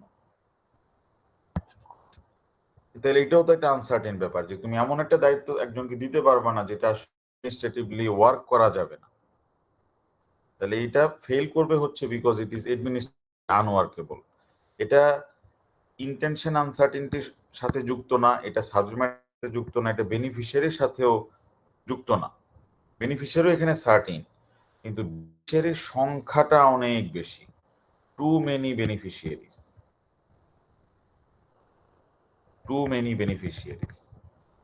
বেনিফিশিয়ারির সংখ্যাটা অনেক বেশি। এটা হতে পারে, অথবা অনেক সময় বেনিফিশিয়ারির সংখ্যাটা কম আছে, কিন্তু আরেক জায়গায় ঝামেলা বেঁধে যেতে পারে, বেনিফিশিয়ারির সংখ্যা কম। ট্রাস্টিকে বলছে যে আমি তোমাকে তোমাকে 30,000 শেয়ার দিয়ে যাচ্ছি, এই 30,000 শেয়ার তুমি ডিস্ট্রিবিউশন করবা বা তুমি ট্রান্সফার করবা হচ্ছে ইকুয়াল আমার গ্র্যান্ড সান এবং গ্র্যান্ড ডটারদের মধ্যে। কারণ ট্রাস্টি দেখলো ডিস্ট্রিবিউশন করতে গেলে ওনার গ্র্যান্ড সান গ্র্যান্ড ডটারের সংখ্যা বেশি না, ওনার মোটামুটি গ্র্যান্ড সান বা গ্র্যান্ড ডটার ছিল, টোটাল 30 জন গ্র্যান্ড চিলড্রেন। তো ব্যাপারই না, 30 জন তো কোনো সমস্যাই না, 30 জনের মধ্যে আমি ডিস্ট্রিবিউশনটা ইজিলি করে ফেলবো, প্রত্যেকে 1000 করে শেয়ার ওই কোম্পানির আমি দিয়ে দিব। এখানে ইন্টেনশন কোনো সমস্যা, সাবজেক্ট ম্যাটার 30,000 শেয়ার কোনো সমস্যা নাই, বেনিফিশিয়ারি হচ্ছে মাত্র 30 জন চিলড্রেন, অবজেক্টিভ সমস্যা নাই। কিন্তু উনি দেখলো এই 30 জন কেউই এখন ইংল্যান্ডে থাকে না, একজন চাকরি নিয়ে চলে গেছে হচ্ছে ঘানাতে, একজন থাকে অস্ট্রেলিয়াতে, একজন আবার চলে গেছে হচ্ছে একজন থাকে হচ্ছে সাইবেরিয়াতে, হ্যাঁ, একজন থাকে হচ্ছে অ্যান্টার্কটিকাতে, এক একজন দেশে বসবাস করে। এখন ট্রাস্টি দেখলো যে এই 30,000 শেয়ার তাদের ডিস্ট্রিবিউশন করব, এবং কয়েকজনের লোকেশনও উনি বের করতে পারতেছে না যে কে কোথায় থাকে, সাইবেরিয়ার কোন জায়গায়। তার মানে ওনার জন্য কিন্তু সমস্যাটা হয়ে গেছে অন্যভাবে, এটা এডমিনিস্ট্রেটিভলি ওয়ার্কেবল হচ্ছে না। তাহলে এডমিনিস্ট্রেটিভলি ওয়ার্কেবল নাও হতে পারে যে ডিফিকাল্ট হয়ে যাচ্ছে, ডিফিকাল্ট টু ডিস্ট্রিবিউট। তাহলে একটা সমস্যা দেখলাম যে লন্ডনের অধিবাসীদের মধ্যে যখন বলছে তখন হচ্ছে টু মেনি বেনিফিশিয়ারি, আরেকটা আমরা দেখলাম এর মধ্যে যে ডিফিকাল্ট টু ডিস্ট্রিবিউট, 30 জন বলছে, বা 30 জন 30টা দেশে, 30টা দেশে উনি যে যাতায়াত, এটার তো হিউজ এক্সপেন্সেস, ওইটা তো উনি প্রথমে বুঝতে পারেনি, এখন তো উনি ঝামেলার মধ্যে। এই ক্ষেত্রেও কোর্ট বলতে পারে যে the trust will fail because it is administratively unworkable. In any case একটা ট্রাস্ট যদি ফেল করে, আমরা দেখে আসছিলাম একটা ট্রাস্ট যদি কোনো কারণে ফেল করে তাহলে দুইটা ফলাফল হতে পারে। What happen if A trust fails, এটা তো প্রশ্ন হতে পারে আমাদের মনের মধ্যে যে ট্রাস্ট ফেল করলে আসলে কি হয়। ট্রাস্ট ফেল করলে, একটা ট্রাস্ট যদি ফেল করে তাহলে জেনারেল তোমার কনসিকুয়েন্স হবে, জেনারেল কনসিকুয়েন্স হবে হচ্ছে, জেনারেল কনসিকুয়েন্স হবে হচ্ছে resulting trust.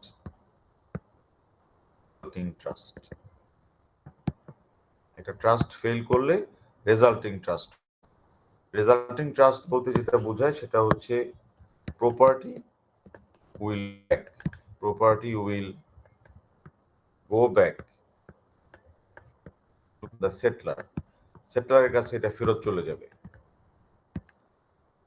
If dead, settler যদি মারা যেয়ে থাকে, ইফ এস ইজ ডেড, যখন back then to his next of kin, তার আত্মীয় স্বজনের কাছে চলে যাবে। তাহলে একটা ট্রাস্ট যদি ফেল করে তাহলে নর্মাল কনসিকুয়েন্স হচ্ছে রেজাল্টিং ট্রাস্ট হবে, মানে একটা স্প্রিং ব্যাক করবে, এটা বাউন্স করে আবার চলে আসবে যাকে দেওয়া হয়েছিল। যদি ট্রাস্ট আনসার্টিন থাকে, বেনিফিশিয়ারি আনসার্টিন থাকে, তাহলে তো এই ঘটনাটা ঘটে যাবে যে তুমি ব্যাক করে চলে যাবে, যে ট্রাস্ট প্রপার্টি সার্টিন ছিল না, অথবা দেখা গেল যে বেনিফিশিয়ারি আনসার্টিন, তাহলে সেই ক্ষেত্রে এটা ব্যাক করে আবার সেটলারের কাছে চলে আসবে। এটা হচ্ছে জেনারেল কনসিকুয়েন্স, যে the property will go back to the settlor, অথবা সে যদি থাকে, if settlor is dead then to his next of kin. আর আরেকটা কনসিকুয়েন্স হতে পারে যেটা তোমার ইন্টেনশন না থাকে, if intention is absent, if সেটলার্স intention is absent, যদি না থাকে তাহলে এটা রেজাল্ট ব্যাক না করে উল্টো অন্য ফলাফল ইন্টেনশন যদি না থাকে তাহলে এটা যদি এরকম হয় যে সেটলার ট্রাস্টিকে প্রপার্টি দিচ্ছে বেনিফিশিয়ারিকে দেওয়ার জন্য, এবং সেটলার ট্রাস্টিকে বলতেছে যে তোমাকে আমি একটা মোবাইল দিলাম, তোমার যদি কাজে না লাগে তাহলে এটা তুমি বেনিফিশিয়ারিকে দিয়ে দিও, তাহলে কাজে লাগে তাহলে তো সে রাখতে পারবে বলতেছে, তাহলে এখানে তো ইন্টেনশন নাই, ইন্টেনশন মিসিং, নো ইন্টেনশন। তাহলে ইন্টেনশন যদি না থাকে, যাকে মোবাইল ফোনটা দিয়ে বলছিল যে তোমার না লাগলে বেনিফিশিয়ারিকে দিয়ে দিবা, লাগলে তো তুমি রাখবা, তাহলে যদি না থাকে তাহলে তার জন্য এটা গিফট হয়ে যাবে, গিফট ফর। তাহলে একটা ট্রাস্ট যদি ফেল করে, এবং ফেল করে হচ্ছে সাবজেক্ট ম্যাটারের জন্য যদি ফেল করে, অথবা যদি অবজেক্টের জন্য ফেল করে, তাহলে রেজাল্টিং ট্রাস্ট হবে। অবজেক্ট বলতে বোঝাচ্ছি আমরা বেনিফিশিয়ারির জন্য যদি ফেল করে, তাহলে প্রপার্টি ব্যাক আর ওই সেটলারের কাছে চলে আসবে। কিন্তু যদি ইন্টেনশনের জন্য ফেল করে, এখানে তো তাকে বলেই দিছিল যে তোমাকে আমি যে টাকাটা দিচ্ছি, মোবাইলটা দিচ্ছি, তোমাকে আমি 500 পাউন্ড দিচ্ছি, কাজে না লাগলে বেনিফিশিয়ারিকে দিও, তাহলে কিন্তু এইটা তার জন্য গিফট হয়ে যাচ্ছে, সে ধরে রেখে দিতে পারবে। ট্রাস্ট ফেল করলে এটা হবে হচ্ছে রেজাল্টিং ট্রাস্ট, অথবা এবারে হচ্ছে যদি ইন্টেনশন না থাকে তাহলে এটা যাকে প্রপার্টিটা দিয়েছিল তার জন্য এটা হয়ে যাবে হচ্ছে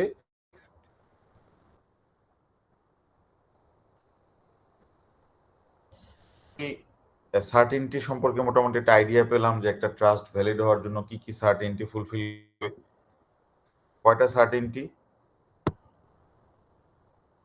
স্যার চারটা। চারটা certainty, intention, subject matter, object এবং অ্যাডমিনিস্ট্রেটিভ ওয়ার্কেবিলিটি।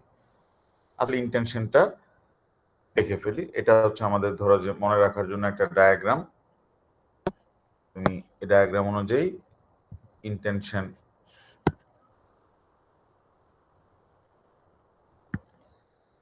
আচ্ছা এটা তোমার কোয়েশ্চেনটা তোমার অটো হয়ে যায়, বলো হ্যালো, হয়ে যায় তো ওই জন্য অনেক নয়েজ হয়। হ্যাঁ তোমার কোয়েশ্চেন করো মাইক্রোফোনে, বা লিখেও কোয়েশ্চেন করতে পারো।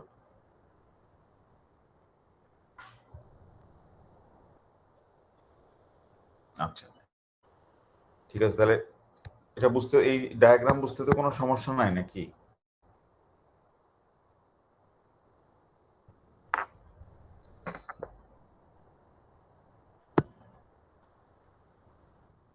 আচ্ছা তাহলে এটা আমরা দেখে,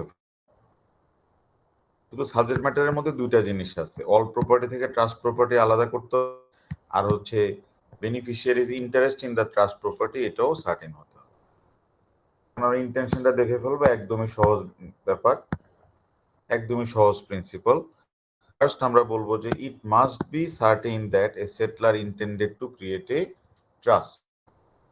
and the subject of the trust property with the trust obligation.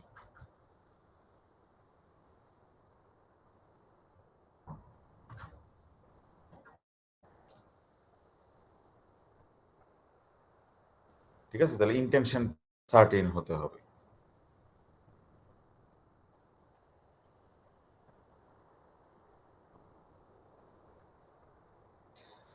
তাহলে ইন্টেনশন যদি থাকে, সেটেল ইন্টেনশন থাকে, তাহলে ট্রাস্টির উপর একটা অব্লিগেশন চলে আসবে। ট্রাস্টির উপর অব্লিগেশনটা আমাদের সেটলার তাকে ইনফর্ম করেও অব্লিগেশনটা দিতে পারে, ইনফর্ম না করেও দিতে পারে।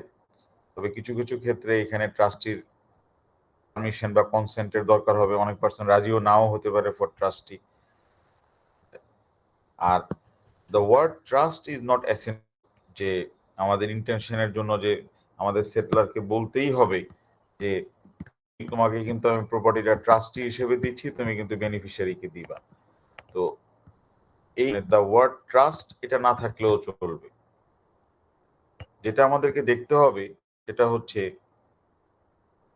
যে সেটলার তার যে ওয়ার্ডটা ব্যবহার করেছিল এই ওয়ার্ডটাকে এক্সপ্রেস করে কিনা হচ্ছে ইন্টেনশন। ওয়ার্ডটা কি তার ইন্টেনশনটাকে এক্সপ্রেস করে কিনা, এটা কোড দিয়ে। ঠিক আছে, তাহলে কোড যেটার উপর ফোকাস করছে ওয়ার্ডটা কি ইউজ করেছিল। ঠিক আছে, তাহলে সেটলারের ওয়ার্ড দেখে কোড ইন্টেনশন ডিটারমাইন করবে। তাহলে ওয়ার্ডস ম্যানিফেস্ট করে কিনা ইন্টেনশন। ঠিক আছে, ওয়ার্ড ম্যানিফেস্ট করে কিনা হচ্ছে তার ইন্টেনশন, এটা কোড দেখবে। এখন ওয়ার্ড দুই ধরনের ইউজ করতে পারে সেটলার। ওয়ার্ডস যদি প্রিকেটরি ওয়ার্ডস হয়,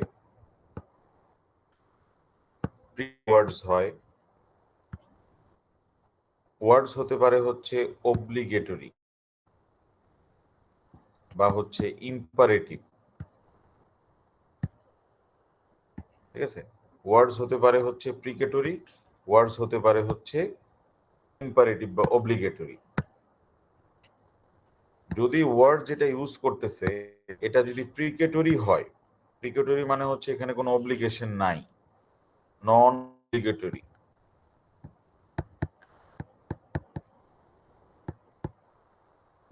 নন অব্লিগেটরি ওয়ার্ডস যদি উনি ব্যবহার করে, তাহলে প্রিন্সিপাল হচ্ছে,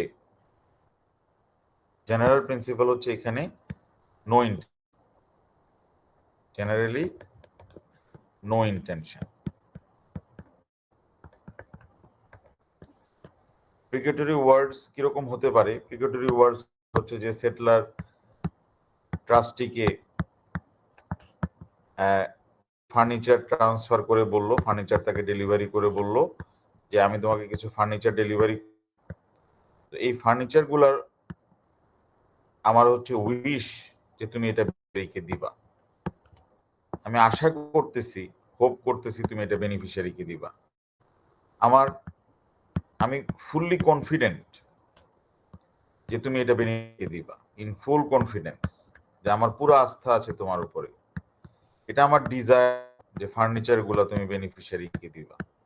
তাহলে যদি এই ওয়ার্ড গুলো উনি ইউজ করে, wish, hope, desire, in full confidence, হ্যাঁ, যে ইন গুড ফেইথ, হ্যাঁ, ইন গুড ফেইথ আমি তোমাকে প্রপার্টিটা দিই, তার মানে এখানে উনি কোনো অব্লিগেশন না, তাহলে ট্রাস্টিকে প্রপার্টি বেনিফিশিয়ারি দেওয়া লাগবে না। কারণ হচ্ছে কোর্ট বলবে যে এখানে তো ইন্টেনশনই নাই, সো এটা ট্রাস্টের জন্য গিফট হয়ে যাবে। তাহলে প্রিকেটরি ওয়ার্ড যদি ব্যবহার করে তাহলে কোর্ট বলবে general no intention to create a trust. আর যদি এই ধরনের ওয়ার্ড ইউজ করে, আমি তোমাকে দিচ্ছি, হ্যাঁ, এখানে ইন্টেনশন প্রুভড হবে, ইন্টেনশন তোমার প্রেজেন্ট হবে যদি অব্লিগেটরি ওয়ার্ড থাকে। এক্সাম্পল হচ্ছে যে আই এম ইনস্ট্রাক্টিং ইউ, তোমাকে নির্দেশনা দিচ্ছি, give the property to the beneficiary। ঠিক আছে, it is I am directing you, to give the property beneficiary, এরকম ইনস্ট্রাকশন, ডিরেকশন, তারপরে হচ্ছে you must give the property to my nephew, ঠিক আছে, I am giving the property to you on trust, এই ধরনের কথা যদি উনি ব্যবহার করে, যেটা অব্লিগেটরি, যেটা ওনার উপর একটা যে ডিস্ট্রিবিউশন করতেই হবে, ঠিক আছে, instruction, direction, must, on trust, তাহলে কোর্ট বলবে যে এখানে ইন্টেনশন আছে। তাহলে ইন্টেনশন আছে কি, এটা ডিপেন্ড করবে হচ্ছে কি শব্দ উনি ব্যবহার করেছে এটার উপরে। তাহলে উনি কি অব্লিগেটরি বা প্রিকেটরি ওয়ার্ডস ব্যবহার করেছে, নাকি না উনি ব্যবহার করেছে হচ্ছে অব্লিগেটরি ওয়ার্ডস। প্রিকেটরি ওয়ার্ড যদি হয় তাহলে কোনো ইন্টেনশন নাই, বাট অব্লিগেটরি ওয়ার্ড যদি হয়, ইম্পারেটিভ ওয়ার্ড যদি, তাহলে কোর্ট বলবে যে there is intention to create trust.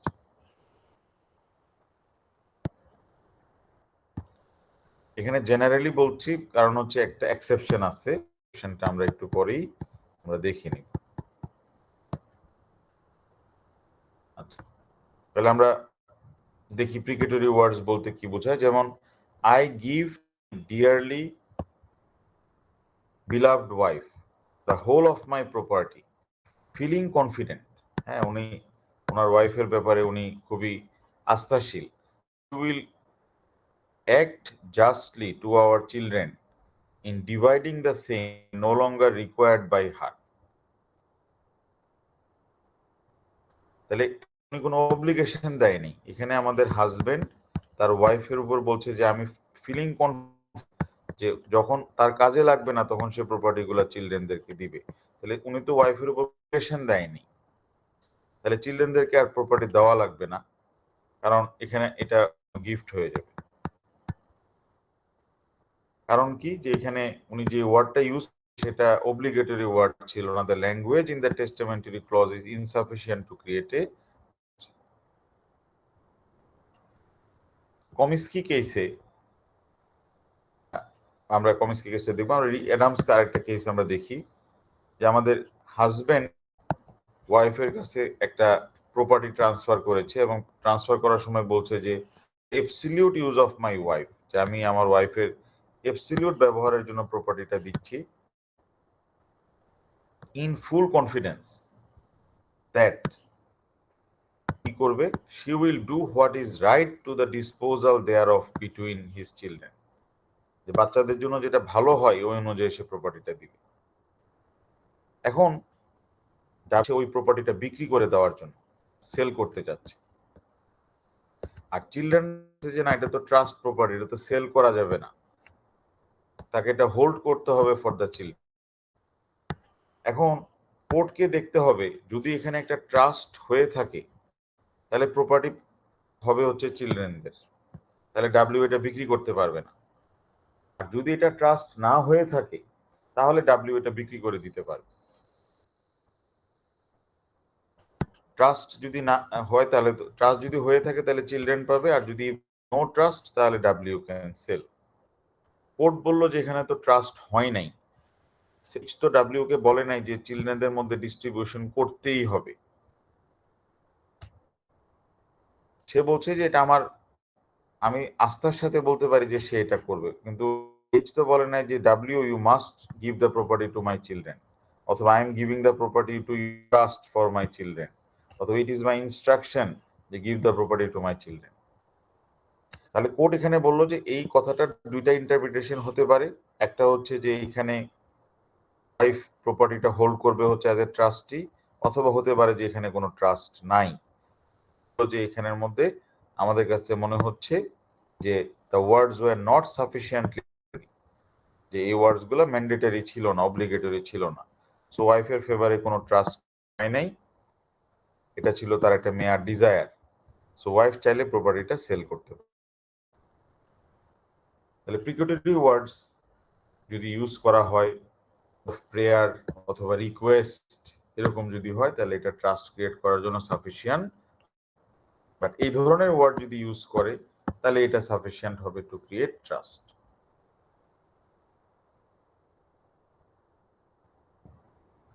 হ্যাঁ, যদি ইন্টেন্ট না থাকে তাহলে ট্রাস্টি প্রপার্টিটা পেয়ে যাবে হচ্ছে as a gift. General principle হচ্ছে এটা। যে ট্রাস্টি এটা গিফট হিসেবে প্রপার্টি পেয়ে যাবে। এখন আমরা 2-3টা এক্সেপশন দেখে আজকে আমাদের শেষ হয়ে যাবে। এখন প্রিকেটরি ওয়ার্ডস কখন হতে পারে এফিশিয়েন্ট, এটা এক্সেপশনটা আসতে পারে পরীক্ষায়। এক্সেপশন হচ্ছে যে ইন্টেনশন কি নাই, court will consider the whole context, will consider whole context of the document. Document দিয়ে ট্রাস্টটা ক্রিয়েট করা হয়েছে, কোর্ট ওই পুরো ডকুমেন্টটা কনটেক্সচুয়ালি দেখবে। ঠিক আছে, কোর্ট ধরো একটা ডকুমেন্ট যদি ট্রাস্ট ক্রিয়েট করার জন্য উনি একটা ডিড তৈরি করে, মধ্যে যদি 5টা পেজ থাকে, কোর্ট সবগুলা পেজ দেখবে। কোর্ট শুধুমাত্র একটা জায়গায় লেখা আছে হচ্ছে উইশ, হোপ, ডিজায়ার, হ্যাঁ, যে এক জায়গায় প্রিকেটরি ওয়ার্ডস থাকলেই যে এটা হবে না তা না। এক জায়গায় প্রিকেটরি ওয়ার্ডস আছে, এক জায়গায় প্রিকেটরি ওয়ার্ডস আছে, মানে উইশ, হোপ, ডিজায়ার এই টাইপের ওয়ার্ড আছে, কিন্তু আর অব্লিগেটরি ওয়ার্ড আছে। তাহলে কোর্ট বলবে যে আমরা যদি দেখি যে পুরো ডকুমেন্টের কোথাও না কোথাও অব্লিগেটরি ওয়ার্ড আছে, তাহলে আমরা বলে দিব যে ইন্টেনশন প্রেজেন্ট। ফুল কনটেক্সটটা দেখবো আমরা, শুধুমাত্র খাপছাড়া ভাবে একটা ওয়ার্ড প্রিকেটরি ট্রাস্ট ফেল করবে এটা আমরা করব না। যেমন আমরা যদি দেখি কমিস্কি কেসে আমাদের টেস্টেটর, হ্যাঁ উইলের মধ্যে বলতেছে টেস্টেটর যে gave all his state to his wife, সব প্রপার্টি তার ওয়াইফকে দিয়ে গেছে, ডাব্লিউ কে দিয়ে গেছে, in full confidence that at her death my wife will to such one or more of my nieces as she may think fit. তাহলে এটা full confidence যে আমার ওয়াইফ যেটা করবে, ওয়াইফ মারা যাওয়ার আগে প্রপার্টিগুলো আমার নেফিউ এবং নিসকে দিয়ে যাবে। এতটুকু পর্যন্ত এটা পুরোপুরি ভাবে এই কেসের সাথে মিলে যায় যে ইন ফুল কনফিডেন্স বাচ্চা কাচ্চাদের দিয়ে যাবে, এখানে ইন ফুল কনফিডেন্স আমার নেফিউ নিসকে দিয়ে যাবে। কিন্তু উইলের পরের পেজে আবার একটা জিনিস লিখছে যে in default of position by her, সে যদি আমার নেফিউ নিসকে দিয়ে না যায়, সে যদি ফেল করে, তাহলে উনি বলতেছে হচ্ছে এক্সিকিউটরদেরকে যে I hereby direct that, এই যে direction, all my estate and property acquired by her shall at her death be equally divided among the said surviving nieces. তাহলে আমি উইল করে আমার প্রপার্টি আমার ওয়াইফকে দিয়ে যাচ্ছে, আমার ইচ্ছা হচ্ছে মারা যাওয়ার আগে ওয়াইফ আবার একটা উইল করবে, উইল করে নেফিউ নিসকে, সে যদি এটা না করে যায় তাহলে এটা হচ্ছে আমার ইচ্ছা যে আমার প্রপার্টিগুলা আফটার মাই ওয়াইফস ডেথ, এই প্রপার্টিগুলা যেন আমার নেফিউ নিস পায়। তাহলে তো বোঝা যাচ্ছে যে ওনার তো ইন্টেনশন আছে যে এই প্রপার্টি যাক আলটিমেটলি নেফিউ নিসের কাছে যাক। তাহলে এখানে যেটা আমরা বলতে পারি যে there was intention to create a trust. তাহলে প্রিকটরি ওয়ার্ডস যদি থাকে তাহলে অটোমেটিক্যালি ট্রাস্টটা ফেল করবে না। Precatory words will not automatically give rise to a trust, but they still can if on a proper construction of words, আমরা যদি interpretation করি, ফুল context দেখি, that was the testator's intention. তাহলে all similar to Readams on construction the words were found to have created a trust. একটা জায়গায় হয়তো ছিল হচ্ছে প্রিকেটরি ওয়ার্ডস, কিন্তু অন্য জায়গায় তো আবার ওনার প্রিকেটরি ওয়ার্ড উনি ব্যবহার করেছে। তাহলে আমরা যদি ফুল কনটেক্সটটা দেখি তাহলে তো আমরা দেখি যে ওনার ইন্টেনশন নেফিউ নিসদেরকে প্রপার্টি দেওয়ার।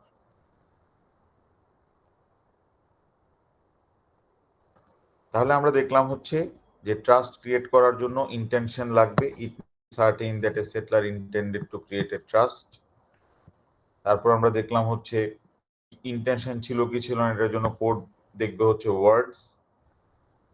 ওয়ার্ডটা যদি হয় তাহলে ট্রাস্ট ক্রিয়েট হবে না, ওয়ার্ডটা যদি অব্লিগেটরি হয় তাহলে ট্রাস্ট ক্রিয়েট হবে।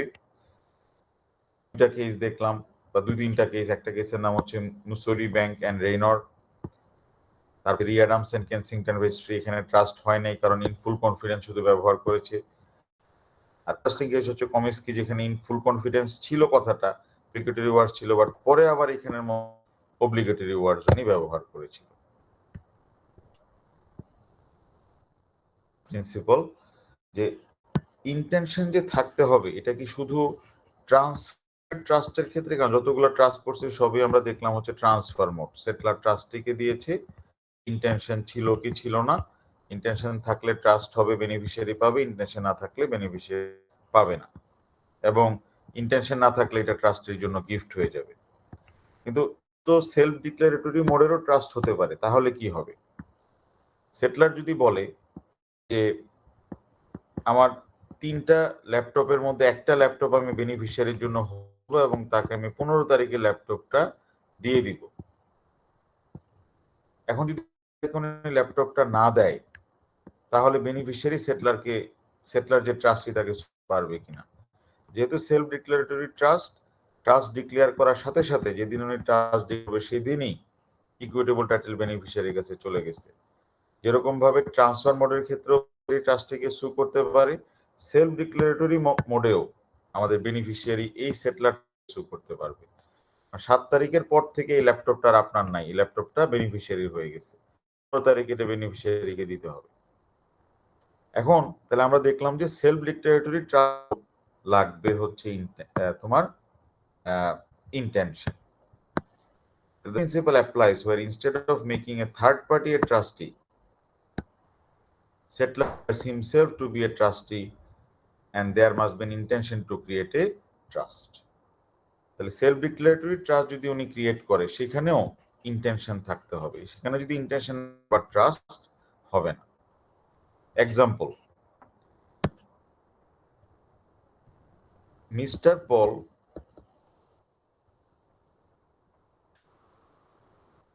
এখানের মধ্যে মিস্টার কনস্ট্যান্স, এখানে আছে হচ্ছে মিসেস কনস্ট্যান্স, কিন্তু উনি মিসেস কনস্ট্যান্সে থাকে না, উনি ওনার গার্লফ্রেন্ডের সাথে থাকে, যার নাম হচ্ছে মিস পল। এখন মিস্টার কনস্ট্যান্স এবং মিস পল মিলে ব্যাংকে অ্যাকাউন্ট করতে গেছিল। তো ব্যাংক বললো যে আপনারা দুজন মিলে 2টা অ্যাকাউন্ট কেন করবেন, যেহেতু আপনারা একসাথে থাকেন, একটাই মিস্টার কনস্ট্যান্সের নামে। একটা অ্যাকাউন্ট করলেও এর মধ্যে মিস্টার কনস্ট্যান্সও টাকা রাখতো, আবার মিস পলও টাকা রাখতো, দুজনেই টাকা রাখতো এখানে। আর মিস্টার কনস্ট্যান্স সবসময় বলতো যে এখানে যে টাকাটা আছে, এই টাকাটুকু আমার, ঠিক ততটুকু তোমার, দিস ইজ আওয়ার মানি। অথবা উনি কথাটা ব্যবহার করতো, the money is as much yours as mine. উনি কথাটা সবসময়ই ব্যবহার করত।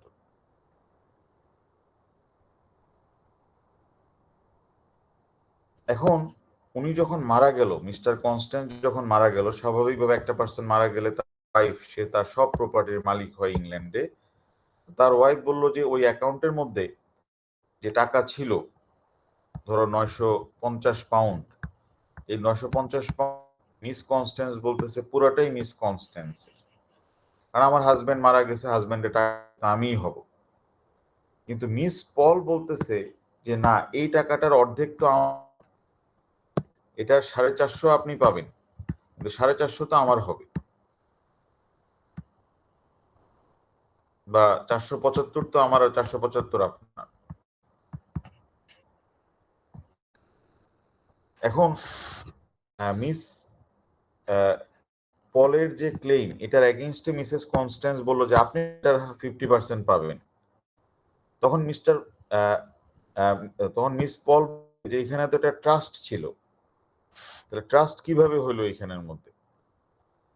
তখন মিস পলের লয়ার বলতেছে যে এখানে ট্রাস্ট ছিল এই জন্য যে মিস্টার কনস্ট্যান্স এখানে সেটলার, মিস্টার কনস্ট্যান্স এখানে নিজেই হচ্ছে গিয়ে ট্রাস্টি, আর মিস পল সে বেনিফিশিয়ারি। কারণ মিস্টার কনস্ট্যান্স বারবার করে বলেছিল ওনার লাইফ টাইম, সময় বলতো একটাই কথা, যে এই টাকাটা যতটুকু মিস্টার কনস্ট্যান্সের ততটুকু মিস পলের। তার মানে উনি নিজেকে ট্রাস্টি হিসেবে ডিক্লেয়ার করেছে। এবং মিস পল ছিল হচ্ছে বেনিফিশিয়ারি। এবং ওনার যে ইন্টেনশন ট্রাস্ট ক্রিয়েট করার মিস্টার কনস্ট্যান্সের, এটা ওনার কথা থেকে বোঝা যায়। কারণ উনি বারবার যে this money is as much yours as mine, তাহলে ওনার ইন্টেনশন ছিল টু ক্রিয়েট এ ট্রাস্ট। আর এখানে ট্রাস্ট প্রপার্টি সার্টেন 950 পাউন্ড, আর বেনিফিশিয়ারিও সার্টেন, মিস পল হচ্ছে বেনিফিশিয়ারি। All the three certainties are satisfied. So যেহেতু বলছে this money is as much as mine, তার মানে 50-50 ভাগ হবে এটা। তাহলে আপনি আপনার মৃত্যুর পর তার 50% টাকা আপনি পাবেন, আর 50% টাকা পাবে হচ্ছে মিস পল। তাহলে এটা ছিল একটা সেলফ ডিক্লারেটরি ট্রাস্ট। মিস্টার কনস্ট্যান্স নিজেই ছিল সেটলার, মিস্টার কনস্ট্যান্স নিজেই ছিল হচ্ছে ট্রাস্টি, আর মিস পল ছিল হচ্ছে বেনিফিশিয়ারি। ঘটনাটা ঘটছিল রোয়েন প্রেন্স কেসে। এখানে মিস্টার প্রেন্স মিস রোকে বলছে যে ওনার এই তোমার একটা শহরে থাকার পছন্দ না, ঝামেলা থাকার পছন্দ না। প্রেন্স, PRANC। হ্যাঁ, উনি সামাজিক কোলাহল থেকে উনি দূরে চলে যেতে চায়।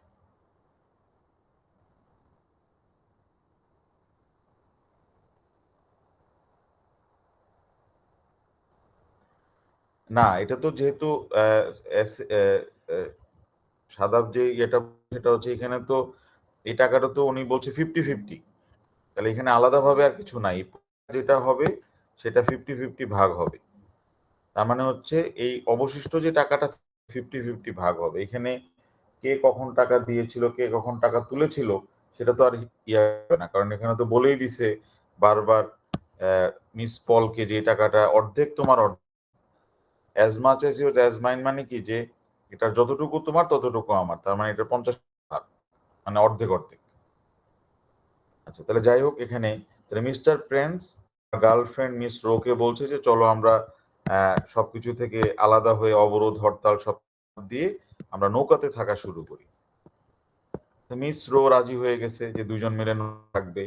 নৌকাটা কিনেছে শুধু মিস্টার রো এর নামে, আরে মিস্টার প্রেন্সের নামে। আর মিস রোকে বলছে যে তোমার নামে রাখার দরকার কি, এটা আমাদের boat, this is our boat, হ্যাঁ এখানে আমরা থাকবো। তো মিস ব্রো তার নিজের ফ্ল্যাট বিক্রি করে এই জন্য কিছু টাকা পয়সাও দিয়েছিল, এবং তারা দুজন মিলে এখানে থাকা শুরু করলো। যদিও এখানে আছে হচ্ছে মিস, তাহলে বউয়ের সাথে থাকতে থাকতে বিরক্ত হয়ে গার্লফ্রেন্ডের সাথে থাকা শুরু করছে মিস্টার প্রেন্স এবং এখানে মিস রো। যখন মিস্টার প্রেন্স মারা গেছে, মিসেস প্রেন্স বলতেছে পুরো বোটের মালিকই উনি, তাহলে মারা গেলে তো তার ওয়াইফ হবে প্রপার্টির মালিক। এটা তো ইংল্যান্ডের নিয়ম, হাজবেন্ড মারা গেলে তার প্রপার্টি ওয়াইফ পাবে। এখন মিস রো বলতেছে যে এই বোটের তো আমিও মালিক, কারণ এখানে তো মিস্টার প্রেন্স ছিল হচ্ছে গিয়ে সেটলার, নিজেই ছিল ট্রাস্টি, কারণ সে বলেছিল যে this is our boat. Our কি যে এটা মিস্টার প্রেন্সেরও বোট, এবং হচ্ছে এটা 50, আবার এটা মিস রো এরও বোট। তাহলে কোর্ট বললো যে হ্যাঁ এখানে একটা সেলফ ডিক্লেয়ার্ড ট্রাস্ট ছিল, Mr Prance was the settlor, Mrs Rowe was the beneficiary. Mr Prance নিজেই ছিল হচ্ছে ট্রাস্টি, এবং ওনার ইন্টেনশন ছিল, উনি রিপিটেডলি ইউজ করছে the word this is our boat. ওনার ইন্টেনশন ছিল to create a trust. So উনি মারা যাওয়ার পর এটার অর্ধেকটা পাবে হচ্ছে মিসেস প্রেন্স, আর অর্ধেকটা পাবে হচ্ছে মিসেস রো। তার মানে বোটটা বিক্রি করে দিয়ে যদি পাওয়া যায় হচ্ছে এখানের মধ্যে 30,000 পাউন্ড, তাহলে এই 30,000 পাউন্ডের 15,000 পাউন্ড হচ্ছে মিসেস প্রেন্স, 15,000 পাউন্ড পাবে হচ্ছে মিসেস রো। দেখলাম যে ইন্টেনশন যে শুধুমাত্র ট্রান্সফার মোডের ক্ষেত্রেই প্রমাণ করতে হয় তা না, ইন্টেনশন সেলফ ডিক্লারেটরি ট্রাস্টেও প্রুফ করা লাগে। তাহলে সেলফ ডিক্লারেটরি ট্রাস্টে যে ইন্টেনশন থাকলে ট্রাস্ট ভ্যালিড হবে, এটার জন্য কেসের নাম হচ্ছে Paul and Constant, Rowe and Prance. Last principal sham trust. ইন্টেনশনটা রিয়েল ইন্টেনশন হতে হবে আর কি। ইন্টেনশন যদি ভুয়া ইন্টেনশন হয়, মুখোশধারী ইন্টেনশন হয়, ফলস ইন্টেনশন হয়, তাহলে ট্রাস্টটা ফেল করবে। Intention must be real. ইন্টেনশনটা থাকতে হবে কাকে প্রপার্টি দেওয়ার? বেনিফিশিয়ারিকে প্রপার্টি দেওয়ার। ইন্টেনশন কখন আনরিয়েল হয়? ইন্টেনশন কখন ফ্রডুলেন্ট হয়?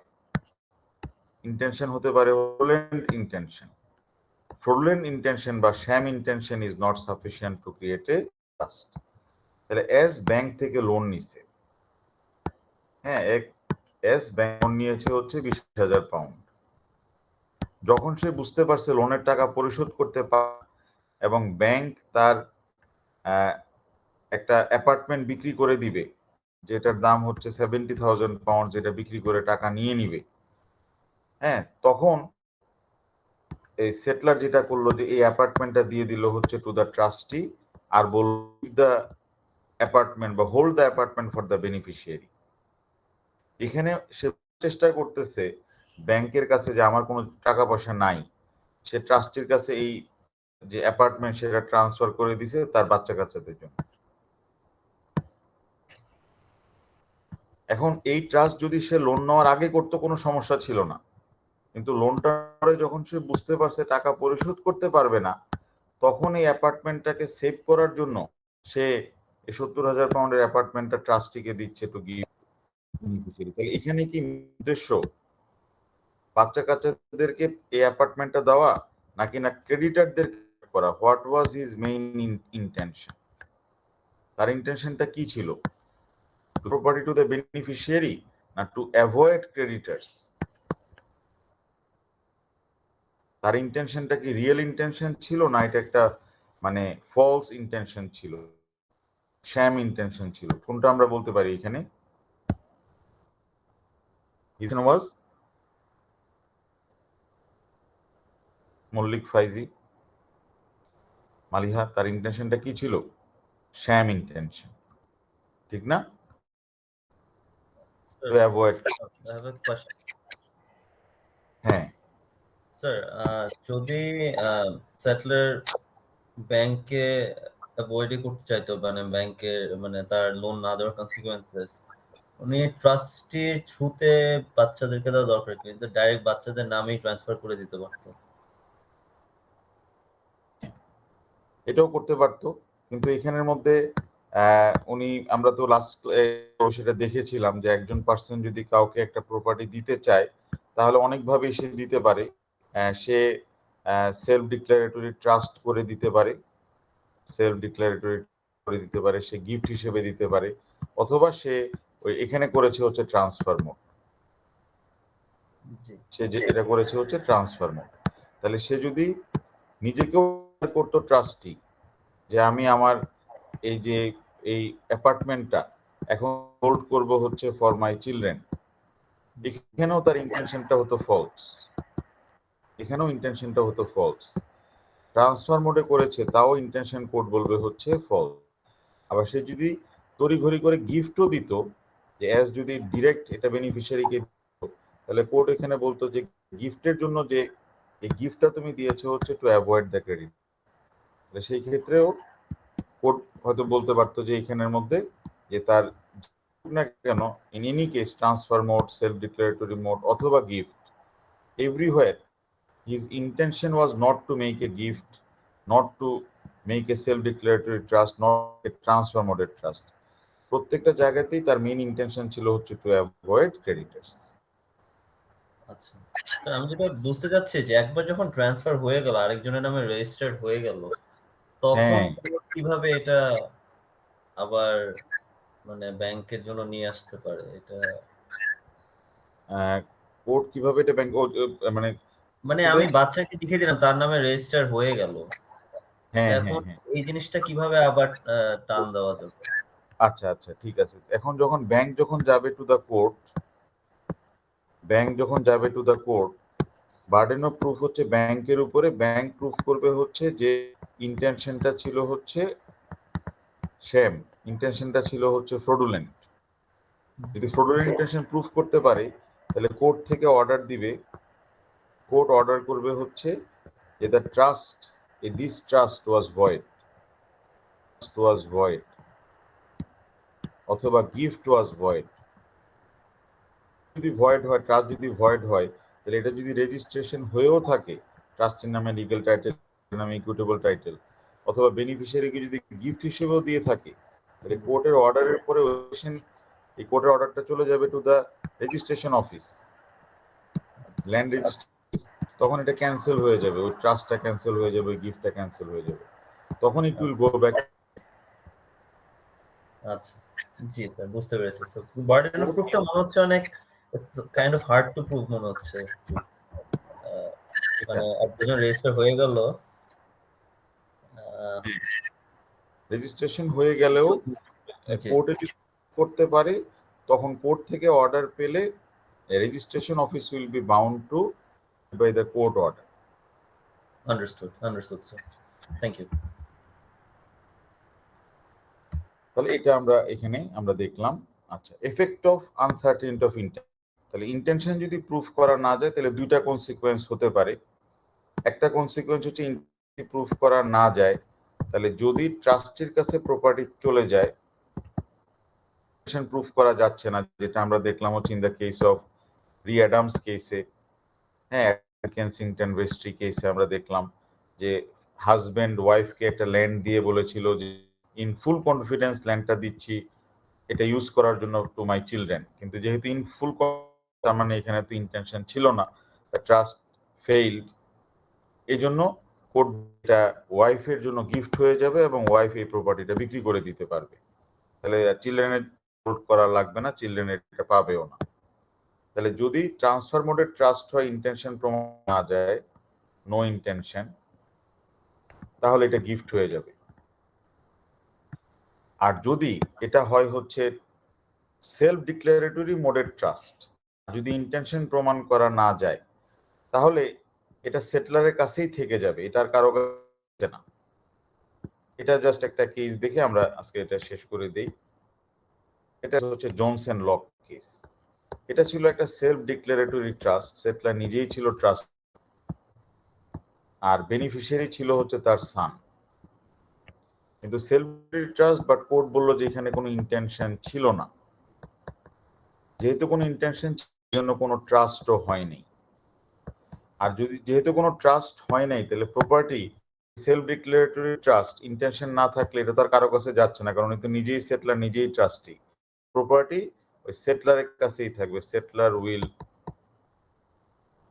Hold for himself, settler will won the property, নিজের কাছেই থেকে যাবে। কিরকম একটা এক্সাম্পল, জোনস এন্ড লক কেসে ফাদার বাসায় আসছে, সেটলার হচ্ছে ফাদার, বাসায় এসে দেখে যে তার নতুন, তার একটা বেবি, নিউ বর্ন বেবি, তো তাকে সে একটা 1000 পাউন্ডের চেক, তাকে বললো যে এখানে 1000 পাউন্ডের চেক আমি তোমার হাতে দিচ্ছি, ছোট বাচ্চা, আরো টাকা পয়সা ভবিষ্যতে দিব, আর 65 সালে হিউজ অ্যামাউন্টের মানি এটা। তো এই চেকটা তাকে তো আর চেক হাতে ধরতে পারবে না, উনি এনে ওনার রুমে আবার ড্রয়ারে রেখে দিচ্ছে। তাহলে উনি যেটা বলতে চাচ্ছিল যে এই প্রপার্টিটা উনি বেনিফিশিয়ারিকে দিবে, মানে আরো ভবিষ্যতে আরো জিনিসপত্র দিবে। দিন পরে ফাদার ডাইড, এখন ওনার পাওনাদার আছে, ক্রেডিটাররা আছে, তো তারা বলতে চাচ্ছে যে এই যে চেকের যে টাকাটা অথবা ব্যাংক টাকাটা, এটা ওনারা পাবে, কারণ যেহেতু ওনারা ক্রেডিটার্স। আর সানের যারা লয়ার বলতে চাচ্ছে যে না, এখানে তো একটা ট্রাস্ট হয়ে গেছে অলরেডি, এই প্রপার্টি তো ট্রাস্ট প্রপার্টি, এই প্রপার্টি তো ফাদার সানকে দিয়ে দিছে। এখন প্রশ্ন হচ্ছে যে ফাদার সানকে দিয়ে দিছে, এটা তো প্রুফ করতে হবে যে এখানে একটা গিফট ছিল নাকি না একটা ট্রাস্ট ছিল। আর ট্রাস্ট থাকলে এটাকে একটা সেলফ ডিক্লারেটরি, নিজেকে নিজে ট্রাস্ট ডিক্লেয়ার করেছে কিনা, এটা তো আমরা কোনো অ্যাপয়েন্ট করেনি, সেলফ ডিক্লারেশন। তো কোর্ট বললো গিফট তো হয় নাই, একজনকে কোনো জিনিস দিয়ে দেওয়াকে বলে গিফট, লিগ্যালি ইকুইটেবল টাইটেল দুইটা দিয়ে দেওয়া। এখানে একটা দিয়ে আবার হাত থেকে নিয়ে নিছে, কারণ ছোট বাচ্চা যেহেতু, এটা তো সে হাতে রাখতে পারবে না, উনি ড্রয়ারে রেখে দিছে। তো কেউ যদি কাউকে একটা মোবাইল ফোন দিয়ে আবার নিয়ে নেয়, এটা তো গিফট হবে না। একটা গিটার দিয়ে তার হাত থেকে নিয়ে নেয় না, তাহলে কোর্ট বলছে এটা তো গিফট হয়নি, কারণ এখানে এটা লিগ্যাল ইকুইটেবল টাইটেল ট্রান্সফার হয়নি। আচ্ছা, এখন ট্রাস্ট হয়েছে কিনা আমরা দেখি। ট্রাস্ট হওয়ার জন্য কি করতে হবে? যদি ট্রান্সফার মোড হইতো তাহলে ট্রাস্টের উপর অব্লিগেশন দিতে হবে, আর যদি সেলফ ডিক্লেয়ার হয় তাহলে নিজের উপর নিজের অব্লিগেশন দিতে হবে। নিজের উপর নিজের, এখানে যেরকম মিস্টার কনস্ট্যান্স বারবার করে বলছে দিস ইজ আওয়ার, মানে নিজের উপর নিজে অব্লিগেশন দিচ্ছে যে 50-50। রোয়েন প্রিন্স কেসে নিজের উপর নিজে অব্লিগেশন দিয়েছে যে এই বোটের অর্ধেক আমার অর্ধেক তোমার। এখানে কি কোনো ছিল কিনা? এখানে কি ফাদার বলছে কিনা যে 1000 পাউন্ড আমি তোমার জন্য হোল্ড করব, বর্মাকে আমি দিব? এই কথা তো উনি বলে নাই। উনি তো বলে না যে I will hold the property. উনি বলছে look you here, I give you this check to baby it himself, and I am going to put it away from him and will give him a great deal more along with it. তার মানে উনি ওনার যে আনন্দটা প্রকাশ করেছে, কিন্তু উনি নিজের উপর কোনো অব্লিগেশন এই কেসগুলোর মতো। এই জন্য কোর্ট বললো যে এখানে তো সেলফ ডিক্লেয়ারটরি ট্রাস্ট হচ্ছে না, তাহলে সেলফ ডিক্লেয়ারটরি ট্রাস্টও এখানে ফেল করলো। তাহলে যদি না হয়, সেলফ ডিক্লেয়ারটরি ট্রাস্ট না হয়, তাহলে কি হবে? এই চেকের টাকাটা বা এই টাকাটা আমাদের ওই সেটই থেকে যাবে। এখন সেটলারের যদি কোনো ক্রেডিটার থাকে তাহলে এটা ক্রেডিটাররা পাবে। তাহলে আমরা দেখলাম যে যদি একটা ট্রাস্টের because of lack of intention, তাহলে আমরা দুইটা জিনিস আমরা খেয়াল রাখবো। যদি এটা ট্রাস্ট হয়, ইন্টেনশন যদি না থাকে, নো ইন্টেনশন, তাহলে এটা ট্রাস্টের জন্য গিয়ে যাবে। আর যদি সেলফ ডিক্লারেটরি ট্রাস্ট হয় আর যদি ইন্টেনশন না থাকে, ওই সেটলারের কাছেই থেকে যাবে। ইন্টেনশন না থাকলে তো আর ট্রাস্ট হলো না, তাহলে তার বেনিফিশিয়ারিকে দেওয়া লাগবে না, তার কাছেই থেকে যাবে। এটার জন্য কেসের নাম হচ্ছে জনসন ল। তাহলে আজকে যেটা বললাম ইন্টেনশন, এটার সামারিটা মাত্র 5টা পয়েন্টে পড়লেই হবে, এর বাইরে পড়া লাগবে না। এখন তুমি যদি বুঝে ফেলো তাহলে 5টা পয়েন্টই পরীক্ষার জন্য সাফিসিয়েন্ট। এই হলো 5 পয়েন্ট, আর কিছু পড়া লাগবে না। পরীক্ষার যে আমাদের নাটশেলটা আমরা দিব, নাটশেলটা হবে মাত্র পয়েন্ট, মানে পুরো সার্টেনটিটা হবে আমাদের 3 পেজের একটা নোট। তাহলে কি মনে হবে পরীক্ষার জন্য? Settler must make it clear that he intended to create a trust. Intend হবে, ট্রাস্টিকে একটা অব্লিগেশন দিতে হবে to carry out his wishes. হবে ইম্পারেটিভ, মানে আদেশমূলক, কমান্ড থাকতে হবে, ওয়ার্ড দেখে বুঝতে হবে তার উপর একটা ডিউটি দিচ্ছে। প্রিকেটরি ওয়ার্ডস যদি ব্যবহার করে উইশ, হোপ, ডিজায়ার সাধারণত সাফিসিয়েন্ট হয় না। ঠিক আছে? কেসটা কি? Lamb and Eames, Adams and Kensington ভেস্ট্রি।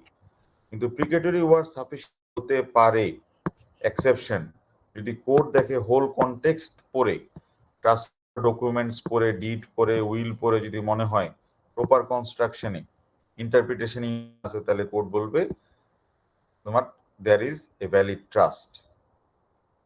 বা যদি কোর্ট দেখে ইন্টেনশন নাই, তাহলে যদি এটা ট্রান্সফার মোডের ট্রাস্ট হয় তাহলে গিফট হয়ে যাবে ফর দ্য ট্রাস্টি। আর যদি সেলফ ডিক্লারেটরি ট্রাস্ট হয় তাহলে প্রপার্টি কাছেই থেকে যাবে। এই হচ্ছে 5টা পয়েন্ট। আমরা পরে 5টা জিনিস, তাহলে সামারিটা এতটুকুই তোমার পরীক্ষার জন্য লাগবে। কারণ কিন্তু এটা এই জিনিস, এই 5টা জিনিস বোঝার জন্য কিন্তু আমাদের অনেক কিছু পড়তে হইল। এখন তোমার কাছে মনে হয় যে 5টা পয়েন্ট ক্লিয়ার হওয়ার। তাহলে নেক্সট ক্লাসে আমরা দেখে ফেলবো হচ্ছে, আমি নোটটা আপলোড করে দিচ্ছি, আর নেক্সট ক্লাসে আমরা দেখবো হচ্ছে সার্টেনটি অফ সাবজেক্ট ম্যাটার। তাহলে কারো কোনো কোয়েশ্চেন আছে কিনা এই রিলেটেড?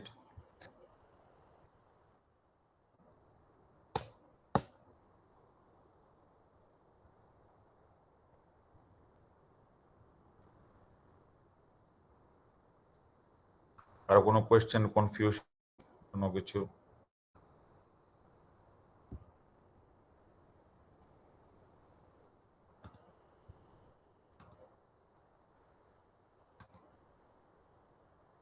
মেহজা বিন আমির, ইমতাজ, আজরা, কোনো কোয়েশ্চেন? স্যার একটা কোয়েশ্চেন ছিল। হ্যাঁ হ্যাঁ বলো।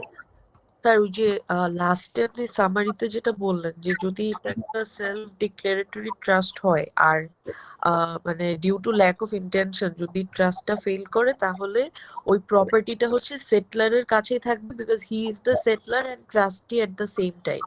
হ্যাঁ হ্যাঁ, তার মানে আর হচ্ছে স্যার যদি জি মানে স্যার তুমি বার্গার কিনলা বার্গার কিং থেকে, কেনার পরে তুমি বললা যে শুভা আমি বার্গারটা কিনেছি, ক্লাস শেষ করে আমি সেটা তোমাকে খেতে দিব যদি আমার ক্ষুধা না লাগে। কিন্তু ক্লাসের পরপরই তোমার ক্ষুধা লেগে গেছে, তুমি খেয়ে ফেলছো। যেহেতু যদি তুমি বলতা যে হ্যাঁ আমি বার্গারটা তোমার জন্য হোল্ড করব, তাহলে কিন্তু তোমাকে বার্গারটা দিত, তাহলে সুভা তোমাকে সু করতে পারতো ফর ব্রিচ অফ ট্রাস্ট, কারণ তুমি নিজের উপর অব্লিগেশন তুমি খেতে পারবা না। আর তুমি বলছো আমার যদি ক্ষুধা না লাগে তাহলে আমি তোমাকে বার্গারটা দিয়ে দেবো, তাহলে তোমার অব্লিগেশন দাও নাই, তাহলে এখানে তো ট্রাস্ট হবে না। আর ট্রাস্ট যদি না হয় তাহলে কি হবে, বার্গারটা তোমার কাছে এখন তুমি এটা খেয়ে স্যার ফেলছো। স্যার আরেকটা কোয়েশ্চেন স্যার ওই যে সেলফ ডিক্লেরেটরি ছাড়া যে আরেকটা যে মানে ট্রান্সফার আরেক ধর ইয়েস স্যার স্যার ওইটাতে যদি হচ্ছে due to lack of intention থাকে তাহলে হচ্ছে ওই ওই প্রপার্টিটা হচ্ছে ট্রাস্টির কাছে অ্যাজ এ গিফট চলে যাবে। চলে যাবে, হ্যাঁ হ্যাঁ। ও তার মানে আচ্ছা তুমি স্যার এইটাই তো ডিফারেন্সটা। এটাই ডিফারেন্স। হ্যাঁ, তুমি যদি ধরো যে একটা চকলেট সুভাকে বললা যে সুভা তুমি চকলেটটা খাবা কিনা, যদি না খাও তাহলে এটা তুমি ফারিয়াকে দিয়ে দিও। তাহলে তুমি কিন্তু সুভার উপর অব্লিগেশন দাও নাই, সুভা কিন্তু চকলেটটা খেয়ে ফেলতে পারবে। তুমি বলতা যে না তোমাকে দিচ্ছি, তোমাকে অবশ্যই ফারিয়াকে দিতে হবে, তাহলে কিন্তু এটা আবার ট্রাস্ট হয়ে।